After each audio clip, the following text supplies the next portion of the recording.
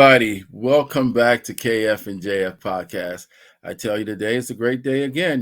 We have another woman that is just such an outstanding person in her community and does so much to uplift small business. And we're just so excited to have her on the show today. And I'm looking forward to this conversation.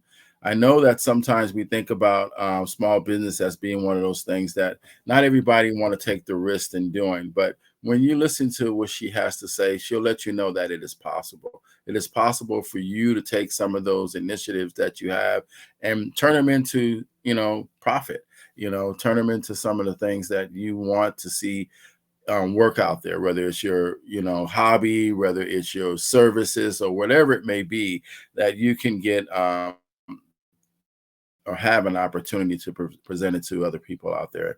And so I'm looking forward to this, but I'm going to introduce my co-host as the co-host. He's going to introduce himself. Hello, everybody. I'm Razak. I am the CEO and founder of United Minority Business Ventures. My purpose is to assist with the creative process and maintenance of your business. And I do this by forming opportunities to communicate and collaborate with your followers, subscribers, and other business owners. We use a wide range of networking tools and methods to achieve results. We assist in the ideas associated with social media marketing, building your marketing profile, creating your marketing strategy, or building your financial profile for your business. I also like to assist with branding your product and merchandise. We may also determine what licenses are needed to operate your business, or if you're planning on owning your own domain or buying into pre existing sites that host your page. We also like to assist by managing your website by selecting posts that create subscriptions, comments, and likes, or by generating comments on other individual business sites or pages that create a dialogue of conversation directed towards your page. We also like to help navigate the thousands of other companies that are asking for a fee when they have other companies out there that will assist you for free. And I'd just like to say that it's a pleasure to have you on the show today. It's nice meeting you.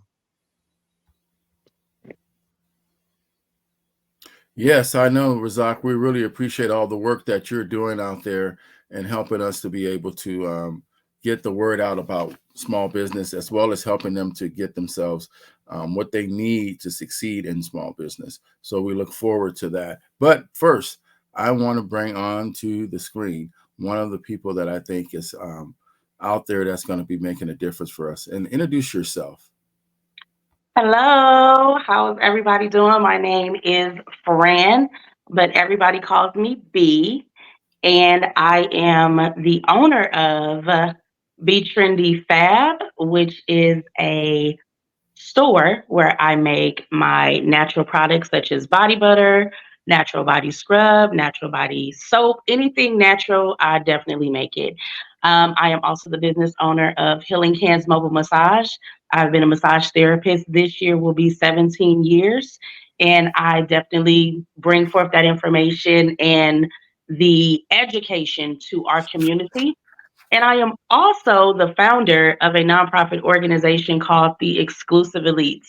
And basically, what I do there is I bring on African American women and I show them how to market, advertise, and how to build their clientele on social media. And every October, we always celebrate them with an award ceremony. So I am happy to be here. Thank you for inviting me. And how y'all doing today? All right, all right. Hey. We all out here to have a good day. And I'm telling you, man, with that kind of a resume and all the work that you're doing, I am just dying to hear how you was able to even have time to do all that stuff. So tell us a little bit about your journey and your experience and how did you get to the point to be able to have all that? Well, it was definitely a process. Nothing just happened overnight. It took a lot of work, a lot of dedication, a lot of focus, and a lot of discipline. Basically, how I got started, and let's start with Be Trendy because Be Trendy was the first one that I had started first. So, I used to make a lot of baskets, just for my mom's church and stuff like that. And my grandmother always told me, you have a gift. You know how to put certain things and it looks like it's a whole lot of money, and it's really not. I was getting all my stuff from the Dollar Tree, the 99-cent store, and I was making them baskets look like they was being sold at Costco. Okay.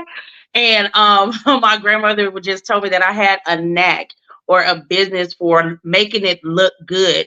And she told me that I should go into business. And I actually went into business just kind of doing baskets at first, and baskets turned into, I have a very creative mind. So the regular baskets turned into purse baskets turned into sports baskets, and I was getting, man, I had so many orders with baskets when I was living back in California. They used to call me the basket queen where I was in Lancaster, Palmdale area. So that's the first journey of it, was like the baskets. The second portion of Be Trendy happened with my brother. My brother's name is Armand Mundy Brown. May he rest in peace. He passed away on April 2019. My brother was a very loving, comedic, entertaining musician, amongst other things, but I would just leave it at that. And he had very rough skin. So how I got into the whole natural products is that my brother will walk out ashy all the time, and he would be like, yeah, I may be ashy, but you still can't get girls. Like, do you know how they clown? Like the guys, they clown and stuff like that. So he asked me, he said, hey, Fran, do you think that you could be able to help me with something? I've been looking on YouTube, and the lotion, that I've been using is not working. Can you make me some body butter? I was like, I really haven't thought of it, but I'll make you some. So this is literally in 2019, like a month. I would say like a month, 2 months before he passed away. And I tried it. I got the stuff off of YouTube. I tried it. I made it. I tested it out on him. I mean, we got a lot of fails because my brother, like I said, he had really bad skin and he had eczema, really, really bad. And man, right, I would say the same month that he passed away, April of 2019, is the same month that I finally got the body butter right. Because remember, I mean, I was using colors, glitter, because I like, ta-da, I like fancy things. But as I was learning and as I was researching and different things of that nature, body butter just has to be natural. It doesn't need to have no color. It doesn't need to have no glitter. It just needs to basically moisturize the skin, right? So the last one, literally in the same month that he passed away in, he said this is a game changer, and he put it on Facebook. And I would literally say like about 2 weeks later, about 2.5, 3 weeks later, my brother passed away. Okay. And from that point on, from 2019 all the way up into recently, I have been making body butter. They have been selling. I start out from 2 ounces all the way to 16 ounces. People purchase them all the time because, like how my brother said, it's a game changer. So it's been changing the game. I do it a lot differently than how the way I started. And that's how I got into the natural products things in regards to natural soap, natural this. And as I was researching, I found out that they use a lot of things that they should not use that we purchase at the stores. A lot of toxins, a lot of chemicals, a lot of things. So I just started. I started with that. And then as I started, I had to like really research, really get myself licensed, really, sanitize, just all the things, right? To get myself to a position to where I can be able to successfully do this because I love to read. So I just wanted to make sure that I was doing everything correctly. And then that's how basically Be Trendy Fab just grew. I now have a website. I'm selling things. I just got an order today, a 7 item order just today, and I'm getting orders. I wouldn't say every day, but I can honestly say every other day in regards to natural products because the word is getting out there. So yeah, that's just Be Trendy Fab. Y'all want me to continue with everything else, or we gonna stop right there? You better go ahead. No, you're gonna go ahead and let us know about that next business. Okay, so let's continue. So in 2007, actually in 2005, I had moved out to Arizona. I was crazy, y'all, back in the day. like everybody was.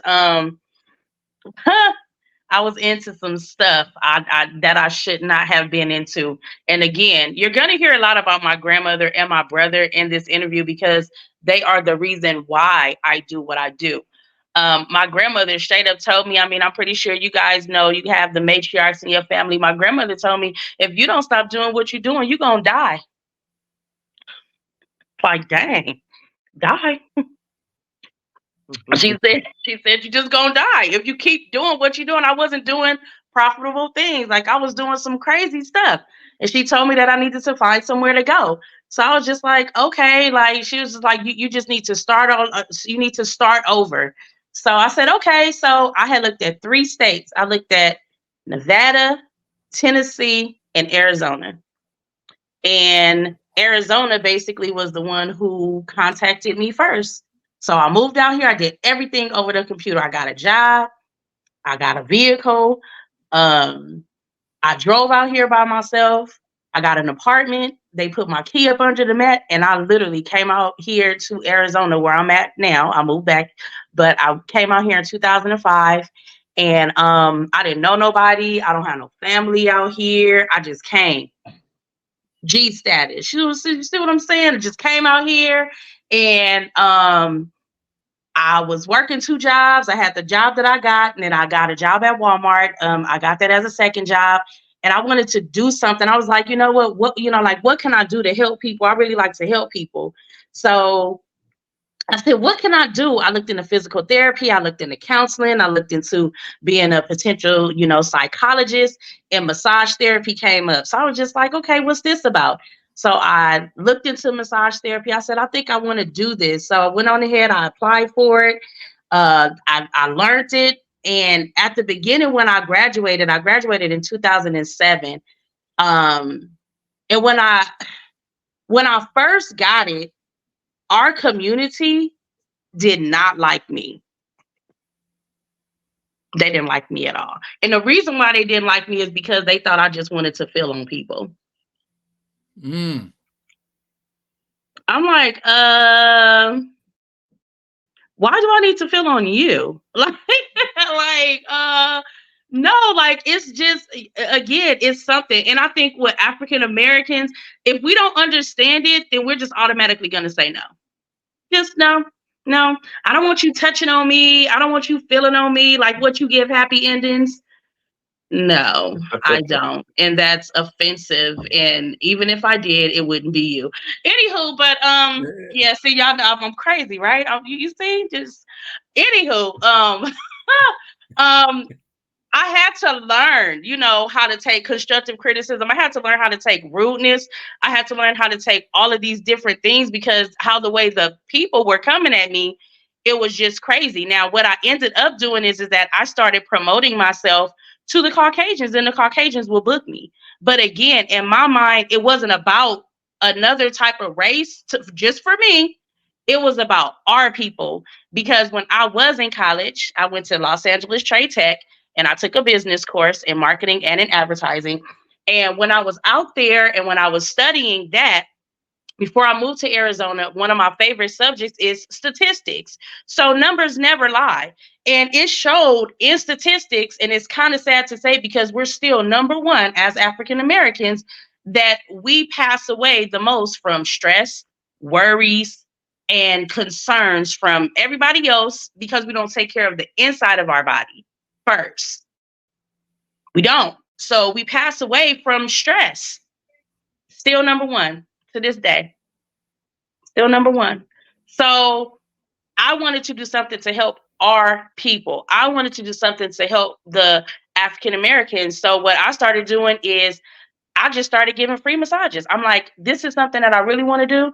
Let me help you out. I'm going to give you a free massage to let you know that it works, to give you the education behind it so that you can be able to see how this is going to help you out from the inside out. And I started giving free massages before I did anything because it was a passion for me to get the point across that our people really needed it. And that turned into word of mouth. I started putting prices on it. And I am about the healing hands like this. It's really blowing my mind right now because what I had to do to get here. See, a couple of people would have just quit, but I really wanted to get this out there to our people. It took me a long time to get to where I am today because, again, I did it for free before I even put a price on it. It wasn't about the price for me. It was about the passion for our people learning. And then as I started to grow, I actually took another course from a actual African massage therapist to learn about the Black human body. Because honestly, our bodies are a lot different. It's not the same like how everybody else's is. It's really not. We're very unique as a people. And I had learned how the way our muscles react, how the way our tendons work, how the way our nervous system is. You know, where do Black women usually hold the majority of their stress at? Where do Black men hold the majority of their stress? It's an area, it's certain areas in our body. I still had massage therapy in me, but I learned about it for us. I took another 2-year course and learned about it for us. And in the midst of me doing that, I've grown. I can honestly say that right now, what month are we in? April? Yeah. Do Yes. y'all talk back or no? Oh, okay. Yeah. We're in April. So every single month at the beginning of the month, so April 1st just happened a couple of days ago. And on April 1st, my May calendar opens up. Okay. And for the last 2 months, my calendar for May is now booked. I have no appointments. My calendar opened up on April 1st, and all of my appointments for May are gone. I have my clientele upset with me because people can't get in to get these massages. I massage Monday through Saturday. And to know that the word of mouth, the education and how everything has just been flowing and people want to book me, Mm. it's crazy. It's crazy. It's crazy. Like I don't really know what to say. Like I was very emotional these last couple of months because I got people telling me like, maybe you should do this full time. Maybe you just shouldn't do this, in the evening time when you get off of work, because I do have a 9 to 5. I am a mortgage specialist. So I was like, I don't know about doing that, but maybe. But yeah, I mean, it's a lot of great things that are happening with both of my businesses, and I'm just really happy to be here to let anybody know that as long as you educate yourself, as long as you read, as long as you execute, again, we got to stop the procrastination. If you execute it, then it can happen. If you can believe in yourself, then it can happen. So it took me a while, but to know that before nobody even wanted to book me, and now I have people upset with me because they can't book me because I'm booked, is a true blessing in itself. No, that's right. No, that's right. Well, Say, I do tell you you what, incorporate the I didn't have to prompt butter you. lotion when you're massaging? I do. I Yeah. do. I make a special body butter for the massage. It's a little bit more moisturizing than what I actually sell. Um, and I have 2 of them. I have the regular one, and then I'm actually getting ready to make one with CBD oil, hemp oil, for my clients who have very chronic pain, such as like fibromyalgia or just pain that is constant all the time.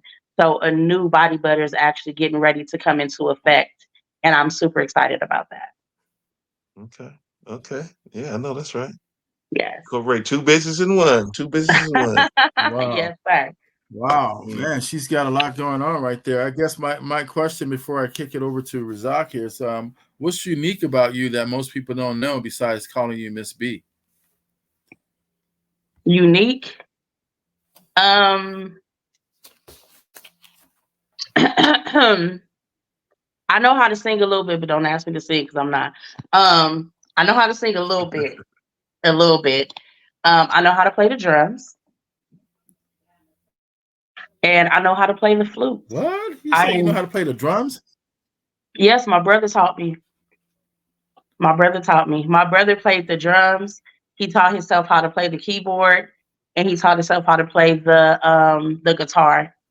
And I had wanted to learn how to play the drums when we were a little bit younger, and he taught me how to play. So whenever he was like unavailable or whatever at church, I would get on the drums and I would play. Yeah, yeah. That's Wow. crazy. That's crazy. If you can know, I know you know how to. If you say you know how to sing a little bit, that just tells me you can sing a few words. That all I need you to do is say is a few words. But we'll talk about that later. We're going to kick it over to Razak right now. Let Razak go into his questionnaire. Okay. Man. Okay, so man, I don't know where to begin right here because you just said a lot. Let's see, you got so you got Los Angeles Trade Tech. You was talking about marketing and working at Yes. Walmart. You got massage therapy, drums, flew. You're a mortgage specialist. Man, okay, Right? so yeah, that's a lot. Like, where do we start from here? Okay, so all right, so with all that compiled, right? So how did your earlier life experiences shape your aspirations and career choices? Mm, how did my earlier life? To be totally honest, yeesh, well, y'all trying to get deep. Um, so I always wanted to be a singer in my earlier life. Um, Okay. I actually had a deal with Capitol Records in my earlier life. It didn't go into place because of ego. I had a manager who had basically wanted more before I even got started, and they didn't even consider me. And it actually happened from the DeBarge family, to be honest. I don't talk about DeBarge? it Wow. because, yeah, I don't talk about it because it was something that really hurt me back in the day. That happened to me when I was 16. I used to do a lot of things when it came to music because I really wanted to be a singer. I was in a lot of pageants. Um, I did a lot of talent shows. And let's see. And I was in church a lot. You know, I'm a PK. So I was in church a lot, but my mom wanted to do some different things to get me exposed in a different way versus than just being in church. And I mean, my earlier life in regards to that, I mean, like I said, the only thing that was on my mind was is that I wanted to be a singer. I didn't want to be nothing else. I didn't have nothing else on my mind. That's all I wanted to do. And I was really on the process of being a singer. I really was. But what changed it for me was because my, you know, like my heart to help people, right? I always wanted to help somebody. So even though that's something that I had wanted to do, I think in the aspect of, you know, helping my brother with this body butter, you know, and not knowing that it was gonna, you know, surpass the way that it did. With my grandmother basically telling me, like, you have a business aspect inside of you. I think you need to do something with that. You know, I just kind of my earlier life for me when it comes to my attributions, when it comes to singing, all of that kind of just went away when the people that I really cared about told me what they would like for me to see because it was a passion of mine. And then I actually made my passion my business, which is why I will always continue to do this. I can do this stuff without even getting paid. And that's what I Right. tell people in my nonprofit organization. Find something that you want to do that you have a passion for. Because if you have a passion for it, you may get tired. You know, you may get, you know, a little procrastinationist. That's not a word, but I just made that up, that part. Um, you know, you may not want to do it sometimes, but your passion for it will get you back up. It's not like a job that you go to, it's something that you want to do. So there's a difference. So I Right. would say, again, like when it comes to me, I mean, my attributions when I was younger, it changed when the people in my life seen something in me that I didn't see in myself, which is where I am today. Okay. Yeah. Okay. All right. Yeah. Man, I'm liking your answers. I'm liking your answers. You know, and by the way, you know, I write music myself, so we're gonna have to touch on that in a little bit. I write. If you want to get back into that singing stuff, I know you got a melody for us. We're gonna do that later on. Nah, I really And don't. We're working her up to it. well, so if you had gospel singing, so you do R&B, soul, and all that type of stuff, right? How would your style? Who would you compare your style to, if there is a comparison? There really is not a comparison when it comes to me and music. Oh, see, y'all ain't right. It's really not a comparison, but the people that I value and the people that I love and the people that I um sung tracks to. Y'all remember tracks when we used to put them inside of the tape recorder and stuff? Y'all remember tracks? Um, Tracks. yeah, the tracks where they just Any play the music tracks? in the background. Yeah. Okay. Um, I would say Whitney Houston, Whitney Houston. definitely Okay. all time favorite. I don't care about what they talk about her now. Her music, her music is her music. Michael Jackson, to Okay. this day, still the king of pop. Can't nobody tell me different. R. Kelly. I don't care what Uh-huh. nobody say about R. Kelly and what he got going on. He is the best person to harmonize to. I can do anywhere from 2 to 3 to 4 harmonizations when that man sings. He is a freaking musical genius, and I love his singing capacity to death. I love R. Right. Kelly. I don't care what nobody say. Who else? Music Soul Child. Music Soul Child. I feel that when we was in that era with the jean outfits, I know both of y'all had jean outfits with the hat. Y'all had it and the taper fades. I know y'all had it because it was popular back then. Yeah. Listen, when he was doing that and when Music Soul Child did what he did, oh my God, like his stuff is bomb. Another person that I really, really looked up to and still look up to this day is D'Angelo. Okay. Okay. Yeah, I like him. Hmm. And those are just a few that I would say that, that I actually, oh, and Stevie Wonder. Stevie Stevie Wonder, Wonder. definitely. Um, those You're are the ones saying I a would say I broad listen to. musical range right there. That's a Yes, lot of vocal range you have then. yes, and they're all talented. They're not, they're Yeah. not studio singers. They're all entertainers. They Right, all know how right, to sing, right. and they range from a variety of different things. It's not just pop, R&B, like they've done a lot of different things. So, yeah. Right. Uh, okay, so this question is okay. You answered a lot of this stuff right here pertaining to this question, but I believe there's a business that you haven't mentioned right here because you said that there was three of them that you said in the beginning. So can you recall a specific moment or event that set you on the path to where you are today? So I know you had the brother and going through the butter stuff, and you had the other thing with going through the massage. But what about the other business you didn't mention? How did you get on the career path of that one? So it still has to go back to my brother because that's where it started. Um, it was at so how the way we did my brother's homegoing service is he was very popular in Lancaster, Palmville area. He played for a lot of pastors. Um, he also had went to South Korea and had a residential thing there. I don't know what you call it, a residency. Sorry, he had a residency there. He would travel back and forth. He was he loved music and he found his way.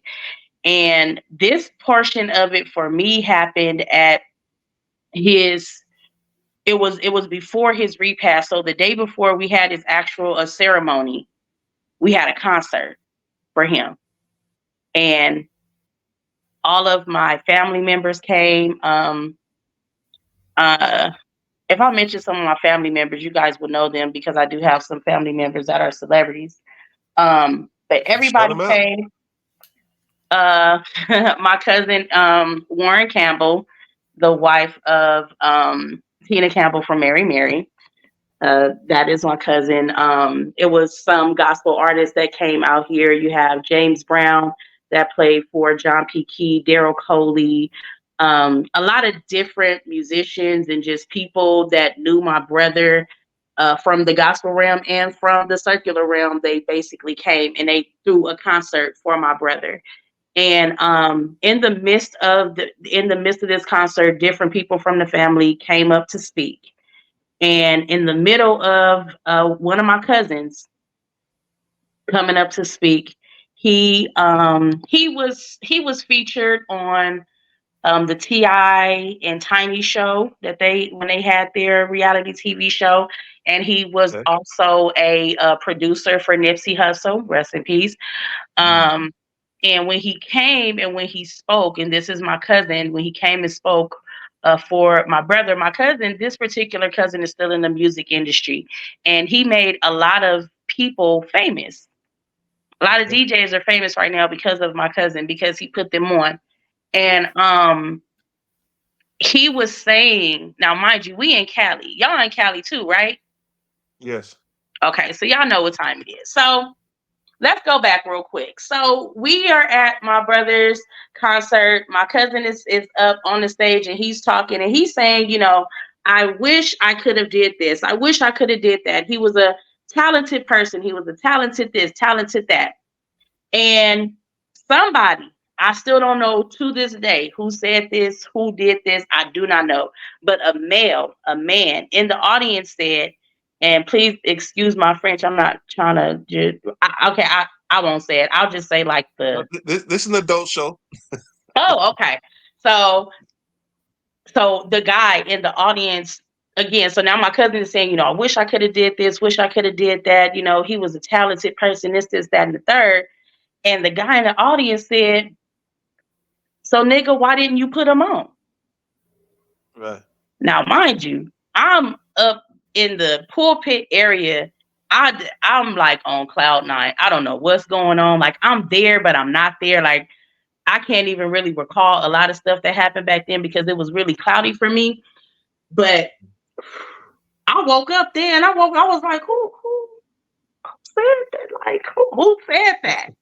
Right? So now they said, okay, because when whoever this person said it, right? Everybody inside of the audience was like, yeah, well, why didn't you do it? It was kind of to get a little bit, you know, Right. feathers were waved at that point. Right. So Noisy, huh? right, a little bit, just a little bit.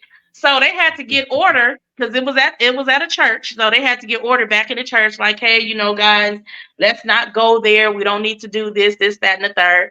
And they got it back under control. But at that point, for me, all I can remember is that my brother did a whole lot for a whole lot of people. He did not get the thanks that he was supposed to. Right before my brother passed away, he was supposed to be playing for Bruno Mars and Silk Sonic. He got the contract. He came home because we all lived together. He didn't live with me.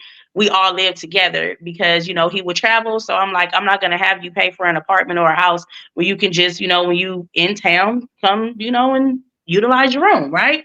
So he came to us and he was so happy. He was like, man, I'm getting ready to play with Bruno Mars. Like, I'm getting ready to play with him. Like, they got this band. I don't have all the details, but he came home with the contract.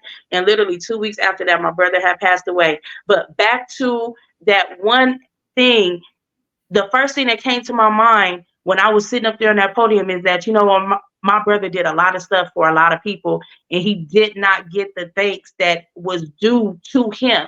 And I said, he can't hear none of this. He can't hear the I coulda, shoulda, wouldas. He can't hear he was the greatest musician. Like, he can't hear none of this. So why do we have to wait till a person pass away to give them their flowers versus giving them their flowers while they're here? And Right. Praise God on that. That's where, for me, something came up, but I didn't know what it was just then. I didn't know what it was just then.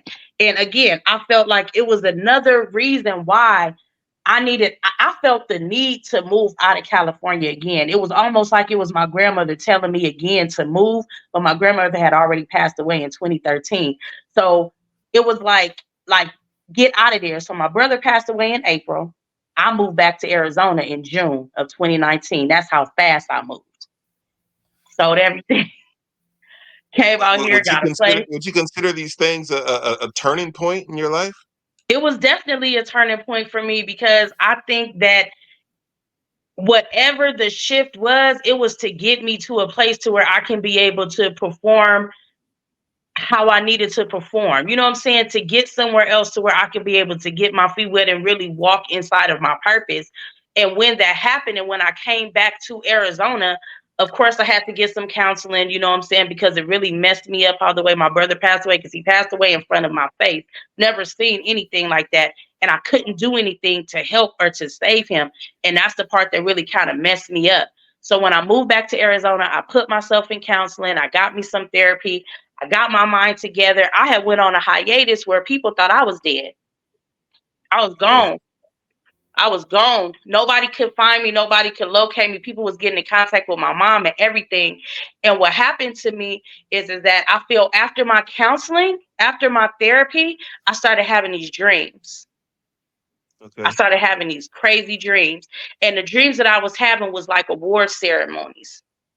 And it was like women from everywhere. Like when I tell you these dreams, they were like I remember them. So I started talking to my therapist. I'm like, I said, I know that we're talking about, the grieving point. I said, but I have to really bring something up to you. I said, because I'm having these dreams, and the dreams is like I can really remember them. Like it's I can see them.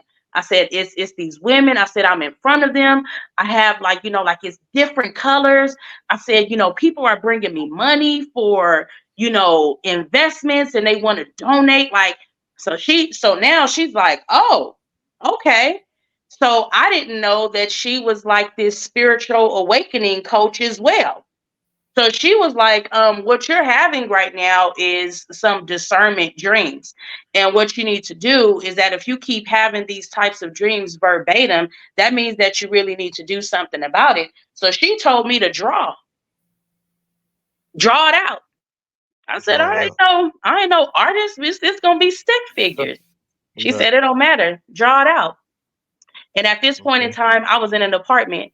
So she said, whatever it is that you want, and if you really want to live in your dream, draw it out. So the first thing that I wanted was a house. I'm telling you real honest stuff right here. She taught me how to manifest.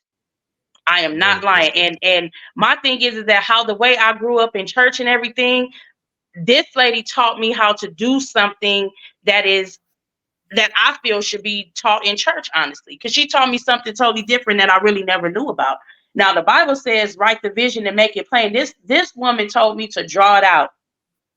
I drew it out. The first thing I drew out was my house. My husband actually went to go and look at the house and everything. He didn't even show me. He wanted to surprise me. And the same house that I drew, colors and all, was the same house that I got. No lie, to this day. I had to show him because he really wanted to surprise me. I didn't look at the house. I didn't get a chance to look at it.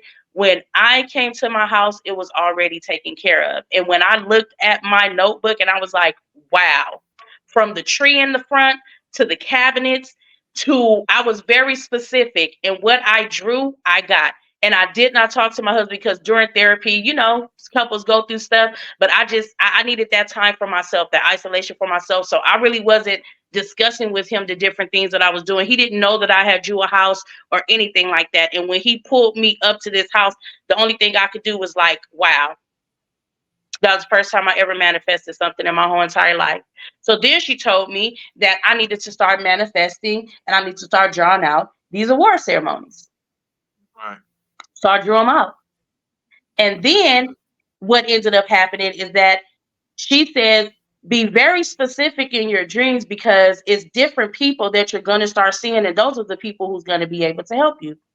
So what did I do? I was very specific in kind of looking at the people like who, okay, and it's three people to this day from when I've started this nonprofit that they have been assisting me the whole time. So from that time, from the therapy, from my brother to losing my brother, from the therapy to manifesting, now we are now in 2020, right? And I go on Facebook and I'm like, I need to start utilizing my marketing and my advertising skills. I said, I want to be able to do this. I said, now I want to have an award ceremony, right? Because again, that's all I saw was the award ceremony. I didn't see nothing else. So I was like, well, let me start getting on Facebook and start showing people how to properly advertise and market.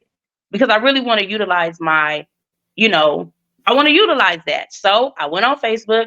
I got in contact with some people from Cali. I was like, I know that y'all got some businesses going. I really want to help you. So I created a group. And inside of the group, I taught them how to market. I taught them how to advertise. I taught them how to get new clientele. We have this thing that we still do to this day called Sister Share Saturday. And what Sister Share Saturday is we choose one business in the group and we just celebrate them all day on Saturday. We celebrate them on TikTok, Instagram, Facebook, everywhere. And then we even, if they sell merchandise, we buy them out. We buy them out. You know what I'm saying? Like it's their day. Everything is about them. We just actually started on yesterday. Buy them out. And what happened with California? I'm sorry, what happened?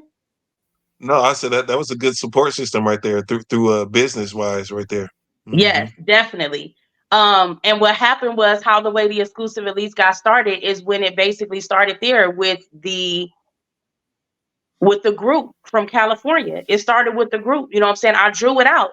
I did what I needed to do. It was very difficult because I paid for everything up front. I didn't ask for no help. People was like, let me help you. I'm like, this first one, let me just do it by myself because it means something to me. I want it to be done right. I don't want to be frustrated with having to deal with other people. I know that if I do something, it's going to be done with excellence and it's going to be done right. So I did everything from planning. I got the place. I rented a hotel bar room out in Palmdale, California. I got the people together. We came up with the colors. We did everything. I did everything. I had to research how to, because I didn't want to do Eventbrite because they take too much of your profit from that. So I created, the Google worksheet where you kind of like, answer the questions. And then I went on the Square website and I just attached my stuff. So I got all of the funds. I got all of the money to do what I needed to do. I was able to do the menu. I mean, I did everything. And when I tell you that the first exclusive elites event was in January of 2021 and we wore our black and our red, I'm gonna have to send y'all the video of how I came in because that was something that it sparks up the people. When I tell you that whole room was cracking, and I didn't even know that was something that I could do because I felt that certain people just had, like a certain energy towards me. But it's like you would never know how people really feel about you until you really go out there and really do it. Really go out there and really act. You never know what people are going to say. And I wasn't scared anymore. I didn't have any fear. And that's how the exclusive elites got started.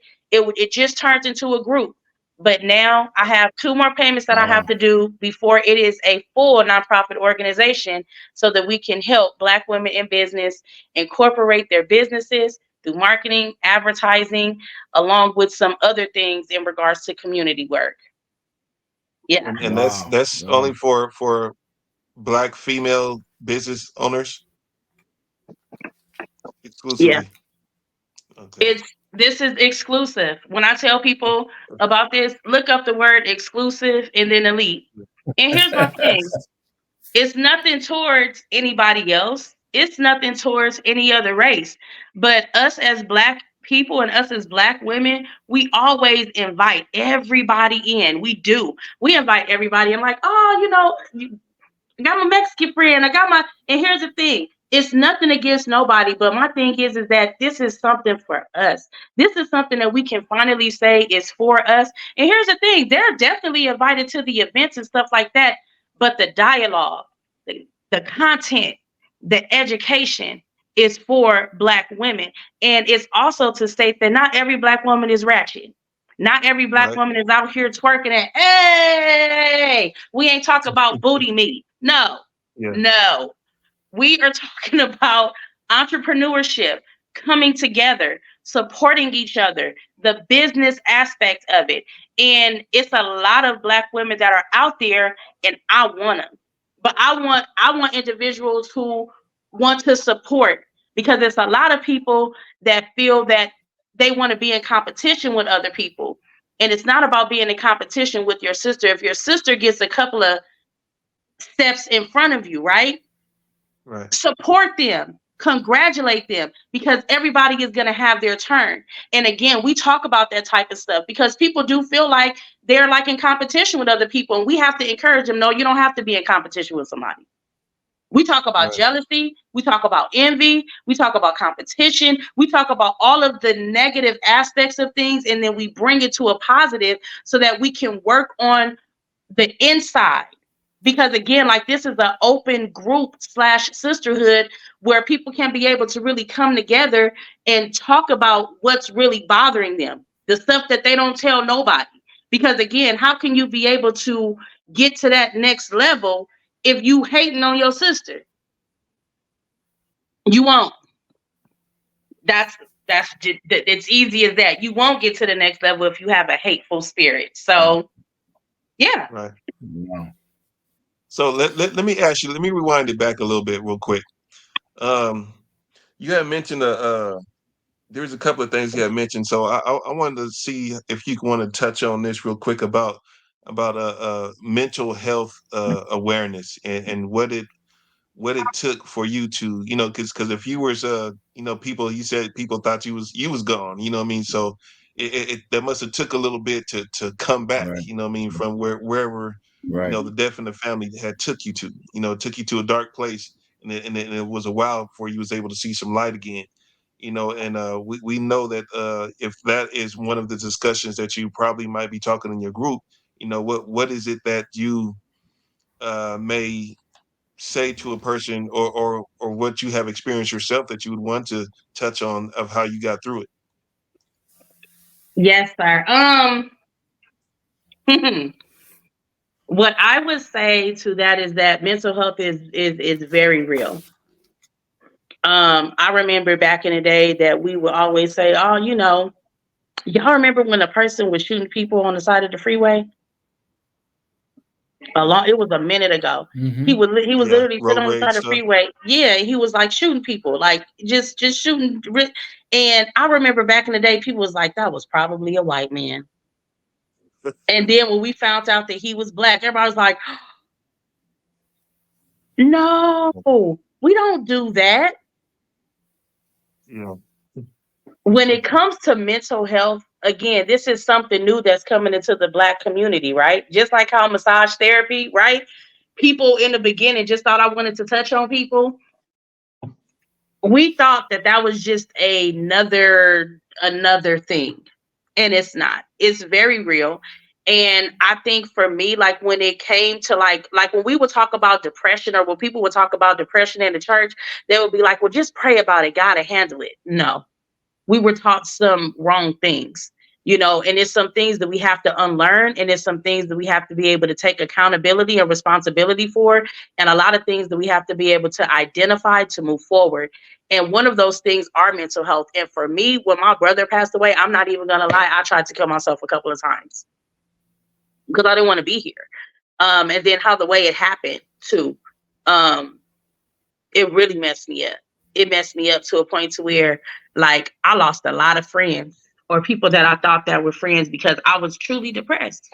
I was depressed. I didn't want to do anything. I didn't want to go out. I didn't want to talk to nobody. I wasn't talking to anybody. Um, I wasn't doing any of that. I wasn't doing any of that. And again, how the way this came out to me, I mean, I wasn't on social media. Like, people was literally calling my husband and asking me if I was okay. Like, they was like, "Is she okay? Is everything okay with her? Like, we haven't heard from her for like a while. Is she okay?" But I really wasn't okay. And it was told that, you know, well, maybe you need to get some counseling. And I was just like, what, and just tell people my business so that it can just be, go back out there, and so that people can know that what, B is crazy or B got a problem. I looked at it in a very negative sense. But then when I found out what therapy really is, when I found out that you have to do different assignments to work on yourself from the inside out. For me, therapy is like massage therapy. I identified that with massage therapy, that Right. it's certain things within the body, is certain muscles, is certain tendons that don't come up to the surface in order for me to massage and to clear it out until it's addressed. But it has to at least be addressed first. So for whatever reason, I identified massage therapy with actual therapy. I gave it a shot. Me, I'm a researcher, so I did research on it. I did research on getting therapy, how it helped other people, looking at reviews, and before I actually found myself a therapist. And I would say that if anybody is going through something, if anybody is dealing with something, especially when it comes to grief, please check it out. If you see a change in yourself, or if you see that you don't want to hang out, you don't want to talk to anybody, you know, depression looks like, hey, but behind closed doors, you just hurt, you broken, you bruised, you do things, you talking to yourself, maybe I should do this, maybe I should do that. Please seek assistance, because you're not alone. No, you're not crazy. No, nothing is wrong with you. You're going through a portion of life that everybody sometimes will one and another aspect experience. And I would say to just seek assistance and be open to the therapy. Be open to some things that you probably will learn about yourself that you thought that you had overcame, but you really hadn't. You just kind of put it on idle status, because that's what therapy will do to you. It will let you know where you are in life, where you are ready to improve, or where you can improve, should I say, and certain areas that you can be able to work on. So therapy assisted me, and I identified it with, again, being healed from the inside out in order to make it to the next step, because I was on my way out of here. I just didn't know how to deal with it. And I'm glad that I said what I said to get the advice that I got, because I feel like if I didn't ask for some type of help, I probably wouldn't even be here today. Thank you for sharing that. Thank you for sharing Yeah, that. that's a very powerful statement to be able to understand in yourself, like to be able to sit back and process that stuff, and about yourself, to know what it is that you need, because most of the time we don't know that. So we do, like you say, that's in our community somewhat. When you were talking about the massages, that people thought you wanted to fill on them, and that was basically why they said no. And it's the same thing with therapy. Like you're saying, people don't want to have therapy because they think people want to know their business, so they feel like they don't want to have no one know that, so they don't go and do it. So, and then you come back with the statement of what happened in DC with the sniper out there shooting people around and killing everybody, and mental health and abuse and all of those other things played a part into that happening. But no one was able to come out and see that. And then the shock for the Black community, right, that we are not used to seeing. And we say that about a lot of things, school shootings, all Right, these other things. We don't do that. But right, we have our people out there, and we know there are people out there that are suffering from mental health issues and not getting help. We all have some form of mental health issues that we're trying to work through. And right. so what I would like to ask, and I'm going to send it back to Razak after this, is that, how do you um, deal with that when you know you have these businesses that's relying on you, and you also know that the work that you do, the 9 to 5, is also kind of relying on you, or it's a part of your life. So when you talk about the mental health, how do you like express it, because sometimes, even though you went through therapy and you went through all these different things to work on it, you still sometimes have some leftover mental health situations where you're still working through. So how do you deal with that within the businesses that you're operating? Do you go off somewhere by yourself? Do you take time at home by yourself, or do you tell your husband, you know what, tonight's not the night, or whatever is going on? How do you balance that? Because your brother's situation is your brother's situation is a much stronger mental health tragedy that you have to deal with, and then you have the regular life things that go on that you have to deal with. So how do you balance all that with your work? That's actually a great question. Like right now, I'm literally going through something because what people have to really understand is that, um, and I just want y'all to marinate with this with me. Can we please put back up the three screens or the screen with y'all, because I want to see our facial expression when I say this. Thank you. Oh, wait a minute, hold on. I'm dealing with seasoned Black women. Seasoned Black women? That could be multiple things: older or Yeah. well educated. All of that. All of that. Okay. They Okay. All right. seasoned Sassy. seasoned Black women ranging All anywhere right. from 25 to 60. All right. And I'll be Lot of, 40 in June. mm-hmm. Do Okay. you feel Hmm. like you're not And, do you and feel and like you're the mentor for them. you're not the person, or do you feel like you're not seasoned enough to be able to be in there, to be able to have that motivational you know to be At able to first, uplift them in any way?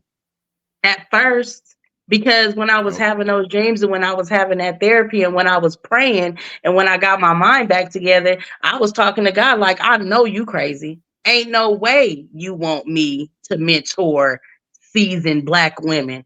At the age that I am, I wasn't almost 40 back then when I first started this. You know what I'm saying? At the age that I'm at, seasoned Black women, they don't like me. Thick old me. Hmm? People gonna be listening to me. I'll have to mentor people that are older than me. Like they gonna receive it and receptive from me. Mm-hmm. Black women. Right. Yeah. If your strategy approach and it's making sense and it's doing good for their business, Right. yeah, I believe you. I mean, you're already doing it, so it's No, I working, mean right? it's already doing, but I'm saying at the very beginning when it was presented to me, I Yeah. had to think of this aspect. Like these are women that are older than me. Like, well, you guys don't really, y'all don't know what it's like to be a woman. So Of it's like women. Okay, so have you guys ever gone through something where y'all had a hater? course, Oh yeah. Okay, Yeah. have you had a hater that was older than you? Yeah. probably so. Yeah. Okay, and if have you had a hater that was older than you that you looked up to? I probably Can't say have. I that. just, I don't know. Well, some of them hide it. can't Some say I of them looked hide up it. to them and they was hating. I mean, I mean, you, I'm you just, might you but might here's have the your thing. older. You might have some friends that like, okay, so when you start saying, hey, I'm about to make my business, and and we had touched on this a couple of interviews ago, a little while back. And I mean, when you're trying to do something positive and you say, hey, like you had said earlier, this is what I want to do. I mean, you're going to have some people that's not going to promote you, that's not going to assist you. They're just going to be like, okay, well, cool, you're doing something, but okay, but it'll be different when they say they're doing something. Now they're kind of in the sense preying on your downfall, what I mean, and versus lifting you up. You have those type of maybe relatives, that's a hater and they were older than you, but those are people that those are people that may distance themselves because they feel like you may be doing something that sets you apart from them now. And you're acting in such a way, well, hey, I'm trying to get this done. I don't have no time to be dealing with this or be dealing with that mess or dealing with this. I'm focused on this right here. And then once they see that, oh well, then you're kind of ignoring me, you're not really wanting to kick it with me, you're not wanting to do this, then yeah, they start to Right. become a hater. You know what I mean? So in that sense, Right. I've with a lot of that, you know what I mean? So, but it's just like we always say, not everybody's going to be able to fit in the car. Not Right. everybody's going to get to go. You know, I have to be selective because, you know what I mean? I don't know what you're doing on the side of your life. If I'm trying to build myself up to a certain status and a certain presentation that I have before the public and other people business, I can't have you doing some kind of craziness over to the side that people are going to look Right. at you and be like, oh, they're trying to associate me with what you're Right. doing. So I'm Right. like, well, so I got to eliminate that to let you know I'm strictly on this business. I'm trying to do everything professional. I'm trying to be, you know, all this, and that. And if you're doing some craziness over there, I might have to, you know, push you to the side, and you know, maybe it might be a couple of months where I've talked to you or see you. You know, Right. if that, it might be a year, a couple of, I might not see you ever again, really. You know what I Right. mean? So, and then that he'll become a hater, you know, or she'll become a hater. You know, they will become a hater. You know what I mean? So in that sense, I can see what you're talking about. Yeah. Well, the thing, so for me, and again, I just But the wanted to mental see you health guys' part is the facial big part. expression. Right. And I'm gonna definitely go back to that. But I mean, for me, these are like not so these are people that I don't know. Mm-hmm. I knew how powerful I was. Um, so after okay, so let me go back so that we can talk about the mental health. So after my event happened in California, um, and again, I was living in Arizona when I did the event in California. I wasn't in Cali anymore. I did that out here. But I went to Cali to have the event. Now, I had a lot of family members. I had a lot of people that knew me that hated on me. I had a lot of people that did not support me, that didn't do any of that. The same day that I was getting ready to do, the same day that I was getting ready to do a review on how the way everything went, because that event, it blessed a lot of people. It really did. And when I was getting ready to do my review on that page, which is the page that I was friends with my brother on, the page that we shared our memories on Facebook, I was getting ready to go and do a video of how the way I thought that the whole event went again. My event was on Saturday. I was getting ready to post on Sunday. As soon as I was getting ready to go live to talk about my video, my page got hacked. Hacked. Yeah. So basically what happened is that I had posted pictures of the event, right? And while I was posting pictures of the event, I kept getting notifications from Facebook telling me that the pictures, people were reporting them as harassment, sexual content, nudity, like different people just standing on the red carpet taking pictures. They tagged that picture as nudity, just tagging my picture. So I mean, all of the pictures that I had posted, they were tagging it that it was the negative content, and they were reporting my page basically. what? I mean, but the picture didn't match what they were saying, though. No, so it was of the event. The picture was of the event. So I had a red carpet. People came through. I had a photographer that was taking pictures of people on red carpets. They would tag that as nudity. They So would so tag it, that as sexual harassment. so they couldn't even see it in the first place because they wouldn't show it. What do you So mean? it's so when they tagged it like that, that prevented you from even posting the picture. No, no, no. So you okay? So are you guys familiar with Facebook? Do you guys So like? Are like, you guys on Facebook Yes. a lot? Okay. no, So when No, no. I'm sorry, I'm sorry. What you say? no, I'm not personally on Facebook. Neither Okay. are we. Neither am I. Okay. So let me show you how Facebook works. So you post a picture, right? And because Facebook does not have a customer service department where you can call and talk to people, everything is robotic. It's bot form. A person can basically, like, if it's something that you post that they don't like, all they have to do is tap the three buttons at the top and state that it's offensive. Once they Oh, state that it's okay. offensive, it'll have a slew of different things. So why are you reporting this? Is it harass? Is it nudity? Is it this? Is it that? Da da da. So they can choose whatever they want to choose and press OK, and then they say we'll go and review it. but it's not an actual person reviewing it. It's a robot basically saying that they're going to review it. But if you have so many people or a certain person doing it so many times, they shut down your page. So Wow. I feel that for me, it was so many people that was doing it because I posted, my photographer posted pages, tagged me in it, and I posted over some several pictures and tagged myself in it.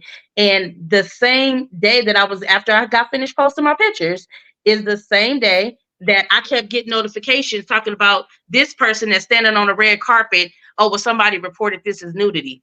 What? This person like taking a picture of the DJ, taking a picture of the DJ. Oh, um this was illegal content. It's a picture of the DJ. What do you what do you mean? Like I kept getting these notifications, ding, ding, ding. I was like, where is this coming from? Then all of a sudden, as soon as I get press live to go live, I got this thing saying your page has been blocked. Your page has been, blocked for illegal content, nudity. Like it listed all the things and said that in order to be able to get your page back together, you have to be able to do like, man, I just got my page back. It's been 2 years. I just got my page back because that page was so Wow. important to me because that was the page that I had all of my brother's memories on. Do you know that I cried? I'm not a crier. I'm not a very big emotional person. But when that happened to me, I cried because all of the memories of me and my brother was literally on that page. I was the one who turned his regular page into a memorial page on Facebook from that page. So I wasn't able to tag my brother into anything, and I could not get that page back up for nothing. Do you know that that same day I started a brand new page? And these women, these are brand new women. I don't know. I didn't know none of these women. The people that I started the group with, I didn't know them. I Oh just yeah. created a page and started a whole new platform. And now I am at I am at over, you know what I'm saying, 1,000 people or 500 people on exclusive release. These is all new people. I don't know these people. I've built a You relationship with don't them and screen I've them learned. and talk to them before they get on. Yeah, of course. I definitely interview them, but half the Okay. people I haven't seen, like I see the people at our first meeting. I don't see these people ever meet these people. I just follow them. I see what they about. I introduce them to the exclusive elites. I let them know what it's about. I give them an application, see if they want to be able to join. And then they say, yes, I actually do. I actually meet them the first time in public at our meetings. Oh, These are okay. strangers. So that's a thousand something, 500, Wow. Wow. females all at that thing, huh? Wow. Okay. Wow. We're gonna need the Woo! podcast to show up to that right there. We're gonna have to come through. I would love Well, for we you already guys talking to, about but the I'm sorry, what you say, Keith? we were talking you were talking about those 13 that we're gonna see at the end of the month. Yes, definitely. I do want to be able to introduce you guys to my group. I know we was unable to do it last weekend. It was some crazy stuff, but I do want to Oh be my able to God. introduce you guys to the women of the exclusive elites for this semester. But just to answer your question, Keith, because I don't want to go too far off of it. Oh yeah. Um, how do I deal with the mental health? You said in regards to everything that I'm dealing with right now, right? Right, Okay. right. So to answer that question is that I write. I do a lot of writing. I have a lot of journals where I write everything down and in regards to what I'm going through. Because even though, I wouldn't say that I can't go to therapy all the time. It's just that with the time frame that I have, um, I have to be able to still work on myself and coach on myself. So I have these journals, these self-reflecting journals that ask different questions about what's going on with me and give myself exercises as if I was at an actual therapy session. And I allowed that to be able to, help me out. I am another person that loves noise, not the type of noise that you think. But on YouTube, it's a thing that's called white noise, black noise, green noise. And y'all remember back in the day before we had cable and you could just turn it on a different channel and it just had the black and white. Shh. Y'all remember that Yeah. channel? Yeah. So I know I'm super weird, but when I would clean up, that type of that channel like relaxed me. Like my mom be like, "Why do you always turn it on that channel?" I'll be like, "I don't know, it's something about this channel that that noise just always relaxed me." Or having a vacuum cleaner on, or having water on, like when I like am studying or something. Like I've always been like that since I was younger. So now we have YouTube, we have electronic, right? So now they have this thing called the noises, and when I'm in my meditation mood or when I'm going through something, I'll just turn on the noise.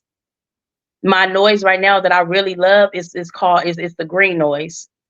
They got green noise, black noise, pink noise, blue noise, like, and it's different type of noises in different, vibrational ranges that helps calm and soothe. Some of them help you sleep, some of them help you study.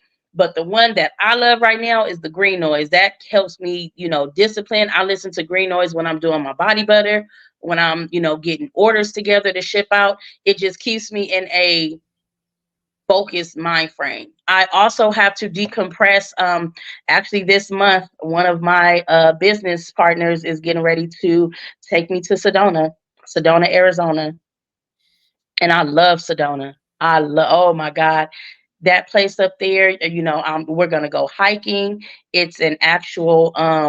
It's a prayer camp up there, and they have all types of things. Like when I first went up there, again, it's really weird because as I'm getting older, I feel like I'm like tapping into my emotional side. Because again, I'm not a crier. Like but as I'm getting older, it's like the tears is running. Maybe from all the years I didn't cry, who knows? But um, like they have this prayer wheel up there. They have this meditation thing up there. Like, oh my God, you guys, please look up. It's called the prayer park in Sedona.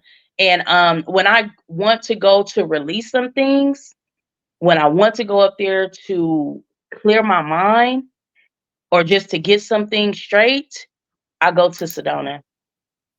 Sedona is like my peaceful place. That place up there gets me together. I don't know what's up there. I don't know what it is, but that is a definite spiritual place in Sedona. um I get to use the prayer wheel. I get to write my prayer requests down. I get to walk around their pulpit up there. I get to learn about, like the different aspects of religion when it comes to other people. Like I'm not just so closed-minded when it just comes to us. Now don't get me wrong, I still believe in God. Okay.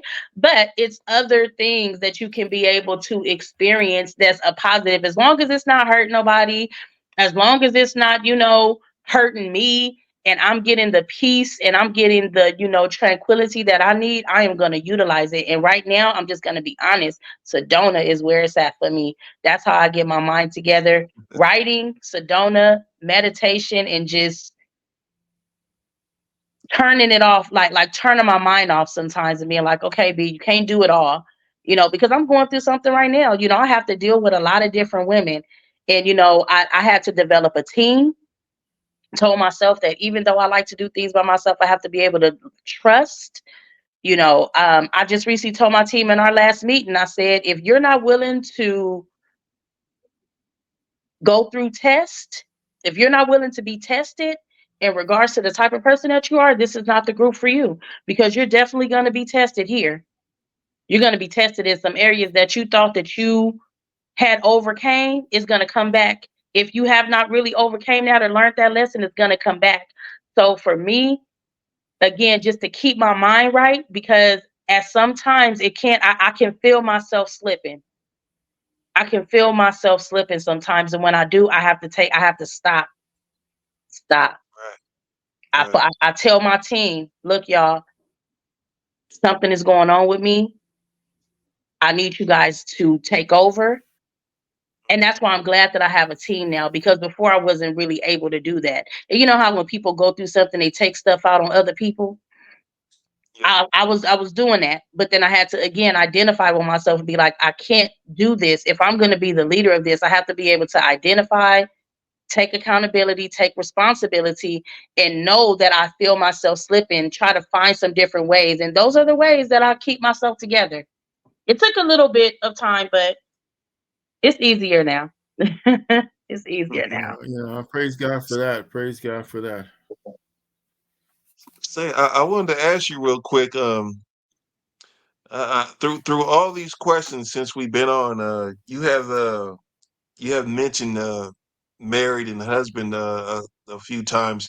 What role or did he play, or where did he come into the picture of playing a part in either your recovery or assisting in your business?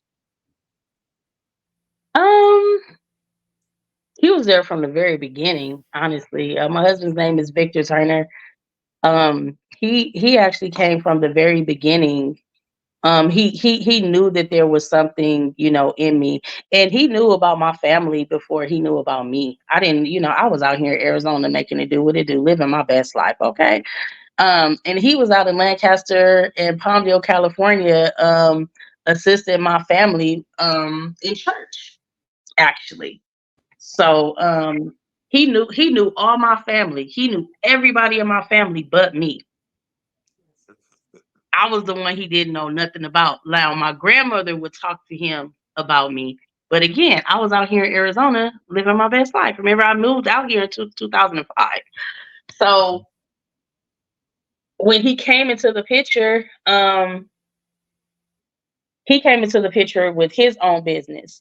He was, when we was in California, he was a private security guard for celebrities.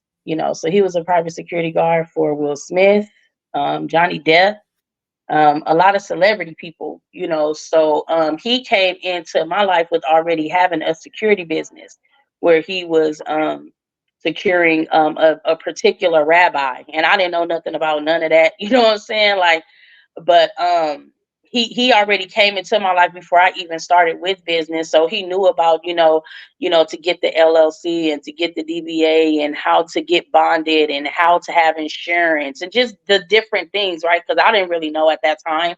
Um, but the part that he played is just like to teach me, to show me, to help me. And when he was doing what he was doing back in California, which was doing the private security, and also he is a chef, which is why I'm thick right now trying to lose weight. uh, he keeps me fat. Okay. um He's he cooking good then. Oh yeah, very good. And names and it be naming meals after me and stuff. I'll be like, come on now, I'm trying to lose. Um, but I was helping him like he cooks. You know what I'm saying? So we would cook a lot for the church. And I would help him with that. I'm not the biggest cooker in the world. I'm not, because I think growing up in church, we always went to restaurants. Because we was always in church. So with him, he was just there. He definitely taught me a whole lot. And like now, because when I first met him, he was in business and doing what he needed to do.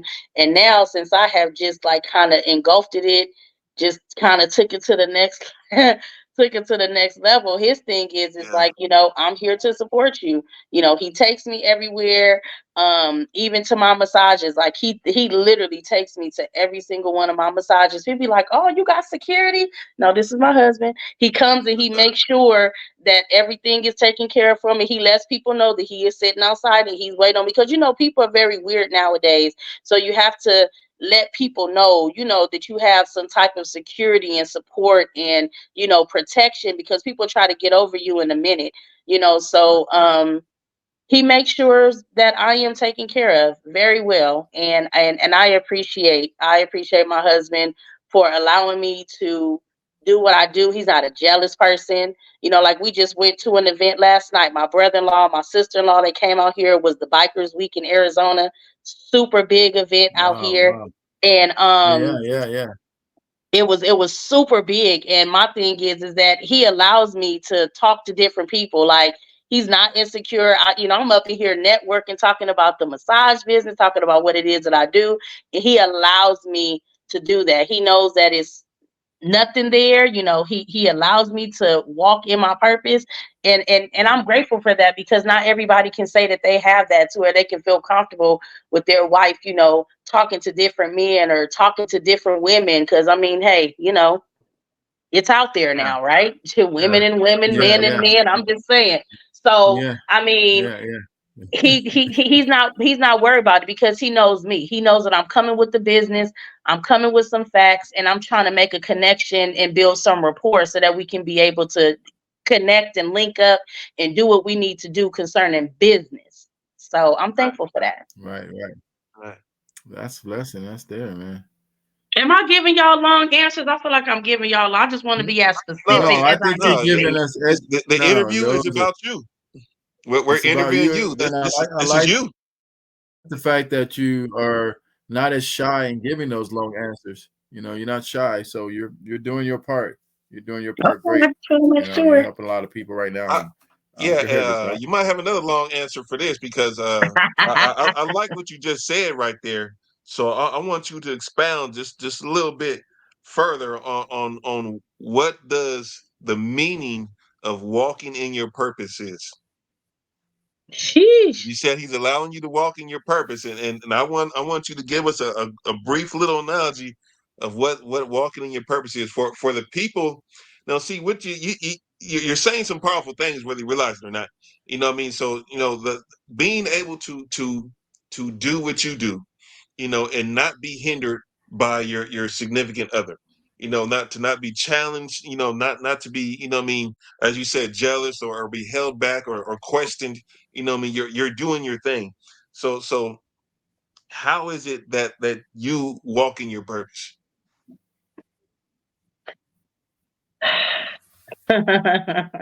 See, y'all be asking these questions like I have no choice but to give the answers that I give. How do I walk in my purpose? Okay, well, because you have a spiritualness. Yes, You've been through the mental self. You've been through the what you call it materializing it, what you call it, you've been manifesting things. manifestation. You got manifestation, you got spiritual teaching, you got your healing process that you give healing to other people. So it's like, what I mean, walking in your purpose, like, so that's feeling like you're born to do something, Yes. or maybe, well, I don't want to answer. It seems like I'm answering for you, but you know, Yeah, yeah, you like you answered. was That's on the earth. You went through what you went I through put her on in the order screen, to, man. I said, Listen. yeah. Right, right. Walking in your purpose means that to me, when I talk to people, when I mentor people, again, it's a special type of person to come inside of my presence.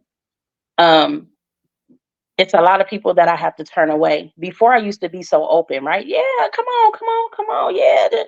But as I'm learning and as I'm growing, as my platform is growing, as what I'm doing is, really touching lives, I have to be able to really choose who I have around me. Because as Rock said earlier, what I'm saying, people can PREY on you. And that's not a good feeling because it's like you think that you have somebody that is, that want to see the best for you, and they can just be causing sabotaging this all on the inside, and you don't even know because you think that this person really got your back. So for me, when it comes to walking in purpose, that means that it is something on the inside of you.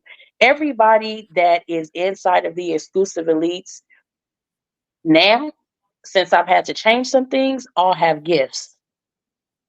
Right, They all right, have purpose. right. And how to walk in your purpose. And one of those things when it comes to mentoring for me is to not be fearful. Mm, okay. A lot of people are fearful of a lot of things, which causes them to not even take the first step. They don't even want to tap their foot inside of the pool to see if it's warm, if it's cold, if it's hot, because they so afraid of what other people will see. And one thing how to be able to get yourself inside of the exclusive, at least with me, is that you have to be able to know that you have a purpose. You have to know that the dreams that you have, that the daydreams that you have, the different things that you may see, or the different things that you may hear that you don't really know about, the things that people will call us crazy, It's like now you have somebody that has researched these things that can be able to assist you. So you have to know, first who you are. Right. You're Right. powerful. You are a Black woman. You are a Black man. You are this. Speak over your life what it is that you know that you already are. And two, you cannot be fearful of anything. They're going to talk about you regardless. Okay? They're going to Yeah. hate on you regardless. They're going to try to tear down your page regardless. So what? You're going to give them the opportunity to stop you because of what they can do? Do you not know who you serve?